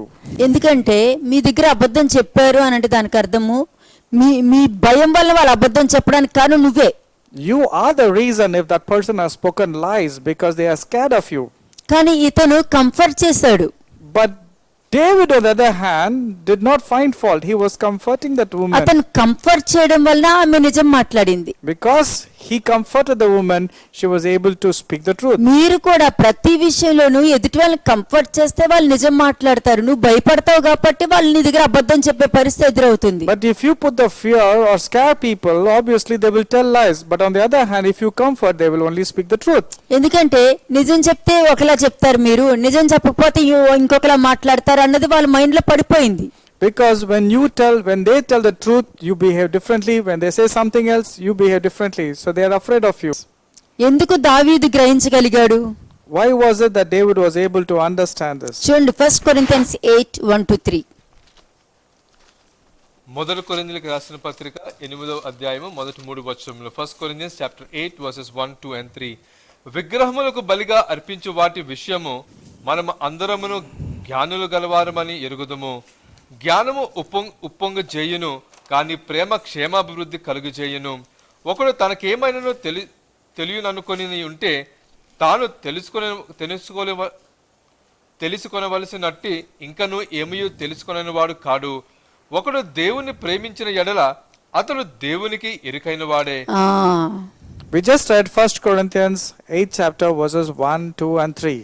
ఒకడు దేవుణ్ణి ప్రేమించిన అతను దేవునికి ఎరికైన వాడే. ఇక్కడ దావీదు దేవునికి బాగా తెలిసిన వాడు కాబట్టి దావీదు దైవజ్ఞానంతోనూ దేవదూతలాగా కనిపిస్తూ ప్రతి వాటిని గ్రహించి మాట్లాడారు. లేదనుకో చెప్పుడు మాటలు వినేసి ఆ మాటకు తగ్గట్టు ఆన్సర్ ఇస్తారు మీరు.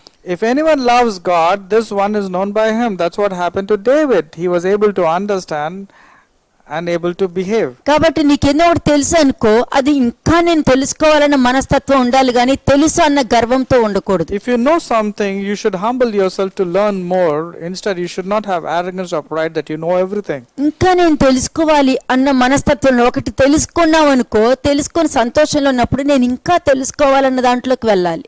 Don't be proud or puffed up with arrogance that you know everything. But you know something means humble yourself that you should learn more. అలాగే 2 Samuel 14:17.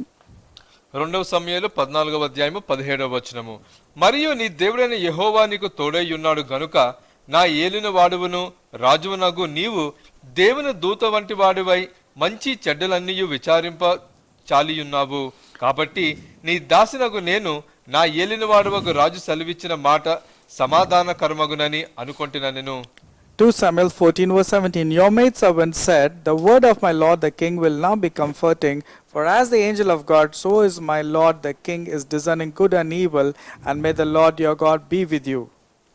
రియలైజ్ అవ్వండి. ఎప్పుడైనా దేవుడు మాట్లాడుతున్నప్పుడు నీకు మనసు గుచ్చుకుందనుకో, వెంటనే నీకు గుచ్చుకున్నప్పుడు అది నువ్వు రియలైజ్ అయ్యి దేవుడికి సమస్తము తెలుసని అనుకుంటావా, లేకపోతే నన్నే పాయింట్అవుట్ చేశారని అనుకుంటున్నావా? ఈ విషయంలో నువ్వు రియలైజ్ అవ్వలేదు అనుకో, నీ అపరాధం ఇంకా అలాగే ఉంది, ఇంకా దాని నుంచి నువ్వు బయటికి రాలా. Your sins will be accounted upon you still if if the word is coming to you. If you receive it positively, then it is good.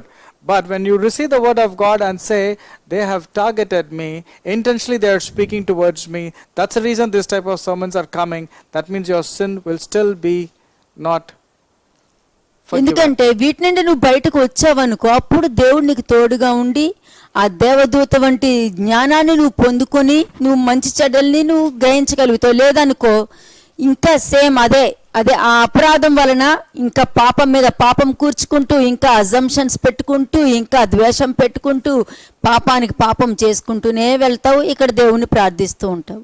But if you don't change your mindset, you will be adding sin to your sin, and here you will be caught up in a different way. కాబట్టి దేవుని దూత వంటి వాడవై అంటే మంచి చెడ్డలను గ్రహించేవాడు, దేవుని స్వభావం కలిగిన వాడు. A person who is able to identify the difference between good and evil, is able to discern it, that person is accounted like a 1 wisdom that Corinthians comes from God. 2:14-15. మొదటి కొరింథీయులకు రాసిన పత్రిక 2వ అధ్యాయము 14-15 వచనములు. 1 Corinthians chapter 2 verses 14 and 15. ప్రకృతి సంబంధి అయిన మనుషుడు దేవుని ఆత్మ విషయములను అంగీకరింపడు, అవి అతనికి వెర్రితనముగాను ఉన్నవి. అవి ఆత్మానుభావం చేతనే వివేచింపదగును గనుక అతడు వాటిని గ్రహింపజాలడు. ఆత్మ సంబంధి అయిన వాడు అన్నిటినీ వివేచించును గాని అతడు ఎవరి చేతైనను వివేచింపబడడు. 1 Samuel 2nd chapter verses 14 and 15. But the natural man does not receive the things of the Spirit of God, for they are foolishness to him. Nor can he know them because they are spiritually discerned. But he who is spiritually judges all things, yet he himself is rightly judged by no one. ప్రకృతి సంబంధి అయిన మనిషి, ఇందాక మీకు చెప్పాను కదా, Romans 1:28-32, ఆ దాని మీద దృష్టి ఉంటారు. కాబట్టి నువ్వు అడగొచ్చాలి కదా, నువ్వు అడగాలి కదా. నువ్వు ఎలా కామ్గా ఉన్నావు, నువ్వు వెళ్ళి అడగాలి. నువ్వు ఎలా ఉండగలుగుతున్నావు ఇలాగా, ఇటువంటి ప్రశ్నలు వేస్తారు. Natural man means is a person who is mentioned in Romans chapter 1 verses 29-31. That person is a natural man with all that characteristics. దీన్ని బట్టి ఏం తెలుస్తుంది? ప్రకృతి సంబంధమైన మనిషి దేవుని విషయాన్ని గ్రహించడు. అద్భుత కార్యాలు లేవు, దేవదూతలు లేవు, ఏమీ లేదు. మా దేవుడు అంటే నువ్వు ప్రార్థన చేసుకుని బయటకు వచ్చేసా, అంతవరకే. నీ మనశాంతి కోసం ఇటువంటి బోధలు బోధించుకుంటూ వెళ్తావు. A natural man will not believe in miracles, will not be healing in healings and deliverance and all.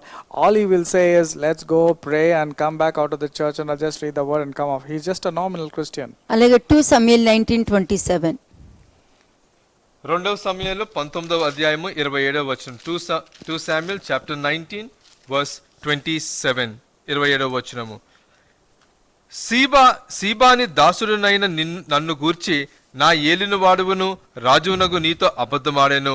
అయితే నా ఏలిన వాడువును రాజునగు నీవు దేవదూత వంటి వాడువు, నీ దృష్టికి ఏది అనుకూలమో దాని చెయ్యుము.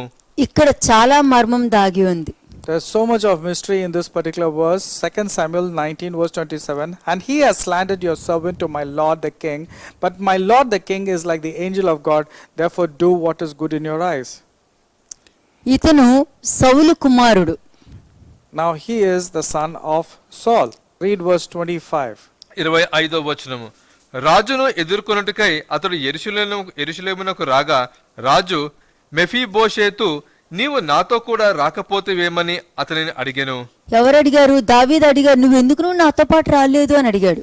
David was supposed to, Mephibosheth was supposed to meet David. And so in verse 25 was asking, why did you not come with me? The king was ఎందుకంటే అతని ప్లేస్ లో సీబా వచ్చాడు. No, instead of Mephibosheth, another person, Sheba, had come. Ziba వచ్చి అక్కడ అబద్ధం చెప్పాడు దావీదుతో. ఏమని అబద్ధం చెప్పాడు? 27 verse చూడండి. This person Ziba came and he told lies. What did he say? 27వ వచనం. సీబా నీ దాసుడునైన నన్ను గూర్చి నా ఏలిన వాడవును రాజునగు నీతో అబద్ధమాడెను. అయితే నా ఏలిన వాడవును రాజునగు నీవు దేవదూత వంటి వాడువు, నీ దృష్టికి ఏది అనుకూలమో దాన్ని చెయ్యుము. And he answered, my lord, O king, my servant deceived me, for your servant said, I will saddle a donkey for myself, that I may ride on it and go to the king, because your servant is lame. అంటే అక్కడ ఆ సౌలు కుమారుడు అంటాడు, Ziba మీకు అబద్ధం చెప్పాడు, అక్కడ మీకు అబద్ధం చెప్పాడు, కానీ నేనే మీ దగ్గరికి రావాల్సిందే అని అతను వచ్చి వెంటనే అక్కడ దావీదు ఏమంటాడు, సరే ఆస్తులు నువ్వును షీబాను మెఫిషబోత్ మీ ఇద్దరు కూడా పంచుకోండి అని చెప్పేసి వెళ్ళిపోయాడు. Now this person will tell, Mephibosheth will tell that his servant, that is Ziba, deceived him, and then when he comes to know, he'll say, okay, if that's the case, you and Ziba divide the land. అలాగా జరిగినప్పుడు ఇక్కడ మెఫిషబోత్ అంటాడు, సౌలు కుమారుడు ఏమంటాడంటే, నీకు సమస్తము తెలుసు, నీ దృష్టికి ఏది అవుతే నువ్వు అది మంచే చేస్తావు, ఎందుకంటే నువ్వు దేవదూత స్వభావం వంటి వాడవని నాకు తెలుసు, నీ గురించి నేను విన్నాను. అంటే మీరు ఇప్పుడు చదివిన 2 Samuel 19:27 అక్కడ దేవదూత వంటి వాడివి కాబట్టి నీ దృష్టికి ఏమో అనుకూలమో అది చెయ్యి అని అన్నాడు చూసారా. అక్కడ దావీదు మీద ఉన్న ఒక నమ్మకం కనబడుతుంది. ఈ నమ్మకం ఎంతమందికి ఉంటుంది? Now Mephibosheth was telling to King David, therefore do what is good in your eyes, my lord, my king, you are the angel of God. How many people have that type of faith? మెఫిషబోతుకి తెలుసు దావీదు ఏది చేసినా మంచి చెడ్డలు ఆలోచించి దేవుని దృష్టికి అనుకూలంగా చేస్తాడన్న ఒక నమ్మకం అతనికి ఉంది కాబట్టి. Mephibosheth knew that King David will do justice. దీన్ని డిజైనింగ్ స్పిరిట్ అంటారు. This is what is called as the spirit of discerning. ఆ డిజైనింగ్ ఏంటంటే మీకు ఉండాలి, వీళ్ళ దగ్గరికి వెళ్తే నాకు మంచి విడుదల ఉంటుంది, ఇక్కడికి వెళ్తే వాక్యం వల్ల నాకు డెలివరెన్స్ దొరుకుతుంది అన్న డిజైనింగ్ మీకు ఉండాలి. మీరు ఏ ఉద్దేశంతో వచ్చారన్న డిజైనింగ్ మీకు బోధించే వాళ్ళకి కూడా ఉండాలి. Now vivechana kaligana atma, that is called as the discerning spirit. That is what is required for every person, the person who is coming to you, and you when you are speaking to somebody also, you need to have the spirit of discerning. చూడండి ఇప్పుడు Hebrew 5:11-13. హెబ్రీయులకు రాసిన పత్రిక 5వ అధ్యాయము 11-13 Hebrews chapter 5 versus 11-13. ఇందును గూర్చి మేము చెప్పవలసిన అనేక సంగతులు ఉన్నవి గాని మీరు వినుటకు మాందులైనందున వాటిని విశదపరచుట కష్టము. కాలమును బట్టి చూచితే మీరు బోధకులుగా ఉండవలసిన వారై ఉండగా దేవోక్తులలో మొదటి మూల పాఠమును ఒకడు మీకు మరలా బోధింపవలసి వచ్చెను. మీరు పాలు త్రాగువలసిన వారే గాని బలమైన ఆహారము తినగలవారు కారు, మరియు పాలు త్రాగు ప్రతివాడును శిశువే గనుక నీతి వాక్య విషయములో అనుభవ జ్ఞానము లేనివాడై ఉన్నాడు. We just read Hebrews chapter 5 verses 11-13. కాలాన్ని బట్టి చూస్తే మీరు బోధకులుగా ఉండవలసిన వారై ఉండగా దేవోక్తులలో మొదటి మూల పాఠంలో ఒకటి మీకు మరలా బోధించే పరిస్థితి వచ్చి మళ్ళీ పాలు తాగు పరిస్థితికి వెళ్ళిపోతున్నారు. For though by this time downfall అంటే ఇలా ఎక్కట్లేదు, ఇలా దిగుతున్నారు. By this time you ought to be teachers. You need someone to teach you again the first principles of the oracles of God, and you have come to need milk and not solid food. దానికి కారణం వాక్యం వినకపోవడం వల్ల, నీకు వాక్యంలో ఏ experience లేకపోవడం లేదు. దేవుడు తెలుసు అని అంటే సరిపోద్దా? By now you should have been teachers. It is purely because you have not paid attention to the word of God. దెయ్యానికి కూడా తెలుసు దేవుడు. You know, even the devil knows. Matthew 13:15. మత్తయి సువార్త 13వ అధ్యాయము 15వ వచనం. Matthew chapter 13 verse 15. ఇందు నిమిత్తం నేను ఉపమాన రీతిగా వారికి బోధించుచున్నాను. ఈ ప్రజలు కన్నులారా చూచి చెవిలారా విని హృదయంతో గ్రహించి మనసు త్రిప్పుకొని నా వలన స్వస్థత పొందుకుంటున్నట్లు వారి హృదయమును క్రొవ్వినది, వారి చెవులు వినుటకు మందములైనవి, వారు తమ కన్నులు మూసుకొని ఉన్నారు గనుక మీరు వినుటి మట్టుకు విందురు గాని గ్రహింపనే గ్రహింపరు, చూచుట మట్టుకు చూతురు గాని ఎంత మాత్రమును తెలుసుకొనరు అని యెషయా చెప్పిన ప్రవచనము వీరి విషయమై నెరవేరుచున్నది. అంతే, సమస్య వచ్చినప్పుడు మీకు వాక్యం మీరు చూడలేకపోతున్నారు, వాక్యం గుర్తుకు రావట్లేదు, మీ ప్రవర్తనను మీరు గ్రహించలేకపోతున్నారు, మీ మొండితనంతో మీ కోపాన్ని ప్రదర్శించుకుంటూ జాన్ 8:44 కొన్ని లక్షణాలన్నీ ధరించుకుంటున్నారు. When the situations comes into your life, you are not able to understand because you are not able to understand the word of God. You are not practicing the word of God. That's the reason you are displaying the characteristics which is mentioned in John 8:44. The characteristics John of the devil. 8:44 ఏం తెలుసండి? You know what is John 8:44? సాతాను యొక్క armour. It is the armor of the devil. అంతే. It's a sarvanga kavacham దేవుడు of the enemy. వేసుకోమన్న కవచము వేరే, మీరు వేసుకుంటున్నది వేరే. అదైతే నేను చెప్తున్నా. The enemy has a different armor, that is, devil has a different armor and God has a different armor. John 16:12.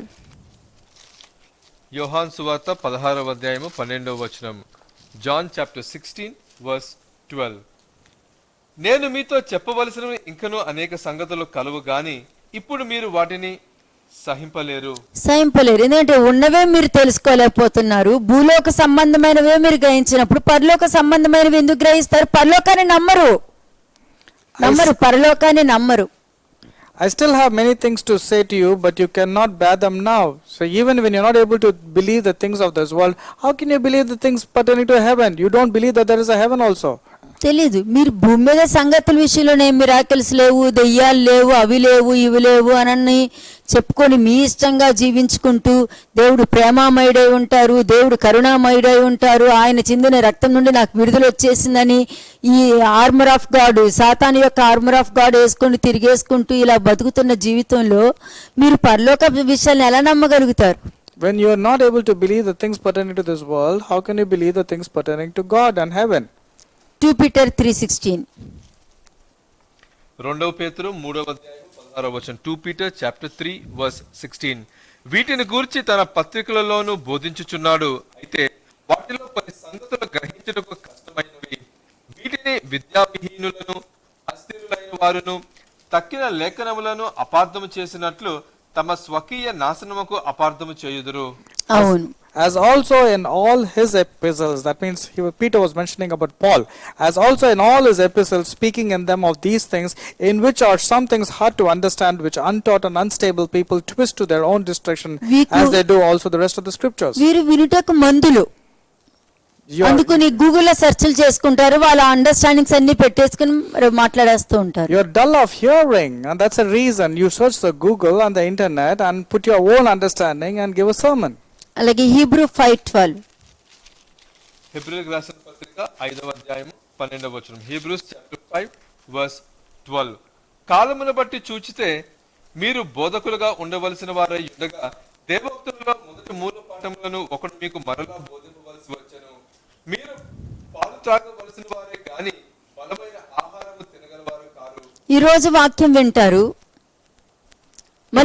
మళ్ళీ వాక్యం వచ్చేసరికి మళ్ళీ మొదటికి వస్తారు, ఆ వాక్యం అవుతుంది, మళ్ళా మొదటికి వస్తారు, ఇంకా ఏంటి మళ్ళీ పాలు బాటిల్ పెట్టుకుని రెడీ అవుతారా? You hear the sermon today and then you forget it, and tomorrow you hear another sermon, again you come back to square one, and again you hear another sermon, again you come back to square one. That means you are only willing to drink milk, you don't want to graduate yourself to eating solid food. 1 Corinthians 3:1-3. మొదటి కొరింథీయులకు రాసిన పత్రిక 3వ అధ్యాయము మొదటి 3 వచనములు. 1 Corinthians chapter 3 verses 1-3. సహోదరులారా, ఆత్మ సంబంధులైన మనుషులతో మాట్లాడినట్లు నేను మీతో మాట్లాడలేకపోతిని. శరీర సంబంధులై మనుషులే అనియు క్రీస్తునందు పసిబిడ్డలే అనియు మీతో మాట్లాడవలసి వచ్చెను. అప్పటిలో మీకు బలము చాలకపోయినందున పాలతోనే మిమ్మల్ని పెంచితిని గాని అన్నముతో మిమ్మల్ని పెంచలేదు.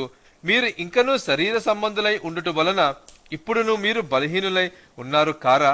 మీలో అసూయయు కలహమును ఉండగా మీరు శరీర సంబంధులైన మనుషుల రీతిగా నడుచుకునే వారు కారా అని పౌలు చెప్తున్నాడు. ఇటువంటి ప్రవర్తన కలిగి ఉండి నేను మాంసం తింటున్నాను అని చెప్పుకోవడం ఎలాగా? సమస్యని ఓవర్కమ్ చేయలేక, ఒక ఒక ఒక నెగిటివ్ని కూడా పాజిటివ్గా రిసీవ్ చేసుకోలేక, అక్కడ గొడవ ఉన్నా కూడా ఆ గొడవని సమాధానంగా హ్యాండిల్ చేయాలన్న మనస్తత్వం లేక మీ కోపాలతోనూ నాకు మర్యాద ఇవ్వట్లేదు, నన్ను చూసుకోవట్లేదు, దీనితోనే బతుకుతున్నారు. సరే, నీకు మర్యాద కావాలి, నీకు పైనట్టు మర్యాద ఇస్తే పర్లేదా? లోపల బండ బూతులు తిట్టుకుంటూ మిమ్మల్ని సప్పించుకుంటూ పైనట్టు మర్యాద ఇవ్వచ్చా? ఇటువంటివా మీరు కోరుకుంటుంది?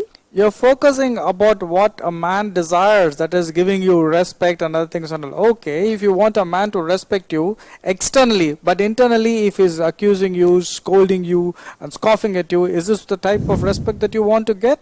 తప్పండి. అది మీరు అలా ఆలోచించేదే చిన్నపిల్లలు మాట్లాడుతున్నట్టు ఉంది నాకు. These are all like the speaks of the little babies or children. అంటారు, చూసారా నా బొమ్మ తీసుకుంది, నాకు కావాలంటే ఒక్కసారి చెల్లికి అమ్మ, ఒక్కసారి అక్కకి అమ్మని నెమ్మదిగా తీసుకుని ఇచ్చారంటే చిన్నపిల్లలు కాబట్టి అలా చేయొచ్చు. మీరు ఎంత ఎదిగా కూడా మీతో అలా ఉంటే అసలు బాగుంటుందా? When two little children are fighting for a toy, maybe we can convince, oh, he's a little one, oh, he's the elder one, why don't you play together? But when you are grown up, you're spiritually mature, and if you're still fighting and striving and having dissensions with small things, what shall I say about this? 1 Corinthians 13:11. కొరింథీయులకు రాసిన పత్రిక 13వ అధ్యాయము 11వ వచనం. 1 Corinthians chapter 13 verse 11. నేను పిల్లవాడనై ఉన్నప్పుడు పిల్లవాని వలె మాట్లాడితిని, పిల్లవాని వలె తలంచితిని, పిల్లవాని వలె యోచించితిని. ఇప్పుడు పెద్దవాడనై పిల్లవాని చేష్టలు మానివేసితిని.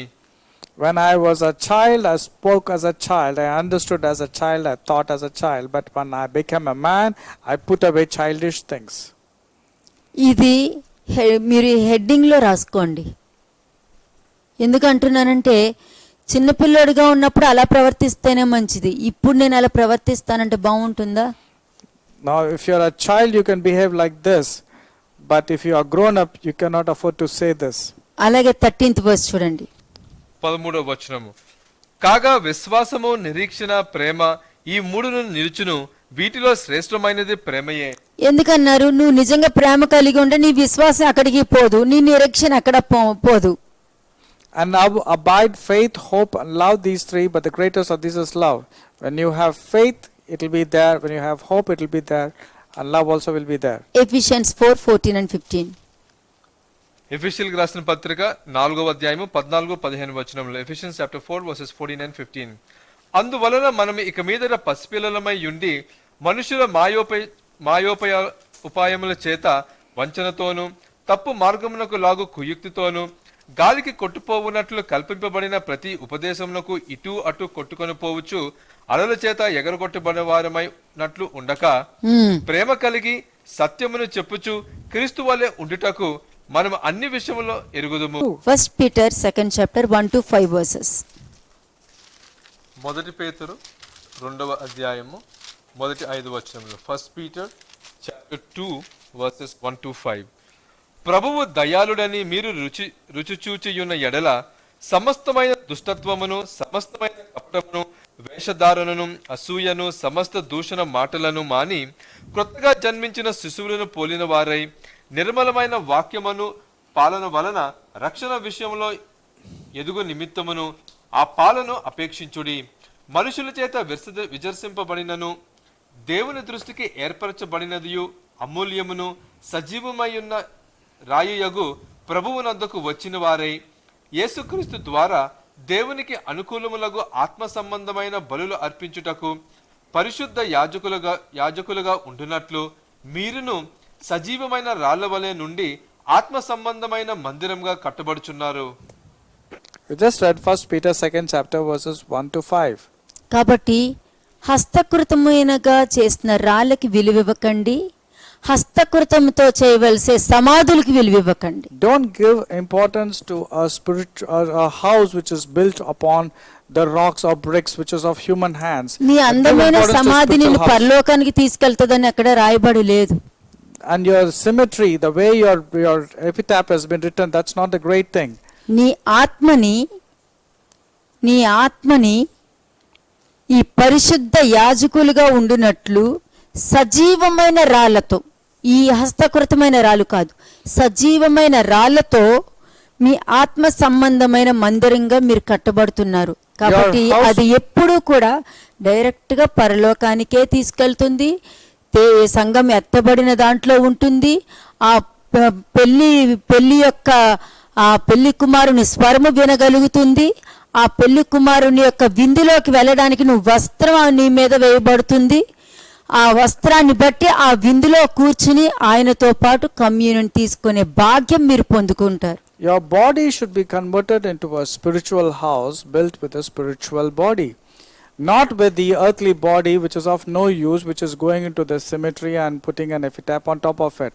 When your spiritual body or spiritual house is built, you will enter as a bride, you will partake into the communion, and you will enjoy all the pleasures that is coming from the kingdom of God. అందుకనే వాక్యం చెప్తుంది, దెయ్యాలు మీకు లోబడుతున్నాయని సంతోషించక పరలోకంలో మీ పేర్లు రాయబడాలని చూసుకోండి అని ఉంది. If you are a worldly person, you would be particular about the way your stone has been engraved after your death. But if you are a spiritual person, you will be thinking about that marble stone where your names would be engraved, and you will be given a new name.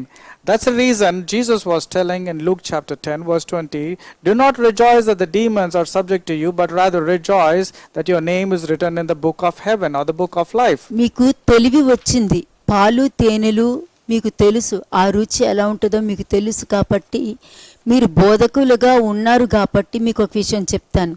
You have సమాధికి విలువివ్వకండి, మీ ఆత్మకి విలువివ్వండి. You have got the spiritual knowledge. You know the difference between yogurt and honey. Therefore, don't give importance to a burial ground or cemetery that is of the worldliness. Give importance to your spiritual body. ఇలాంటి వాటికి దూరంగా ఉండండి. మీరు Stay far away from these type of things. జాగ్రత్త పడండి. Take extra heed and care. ప్రార్థన చేసుకుందాం. Let us pray.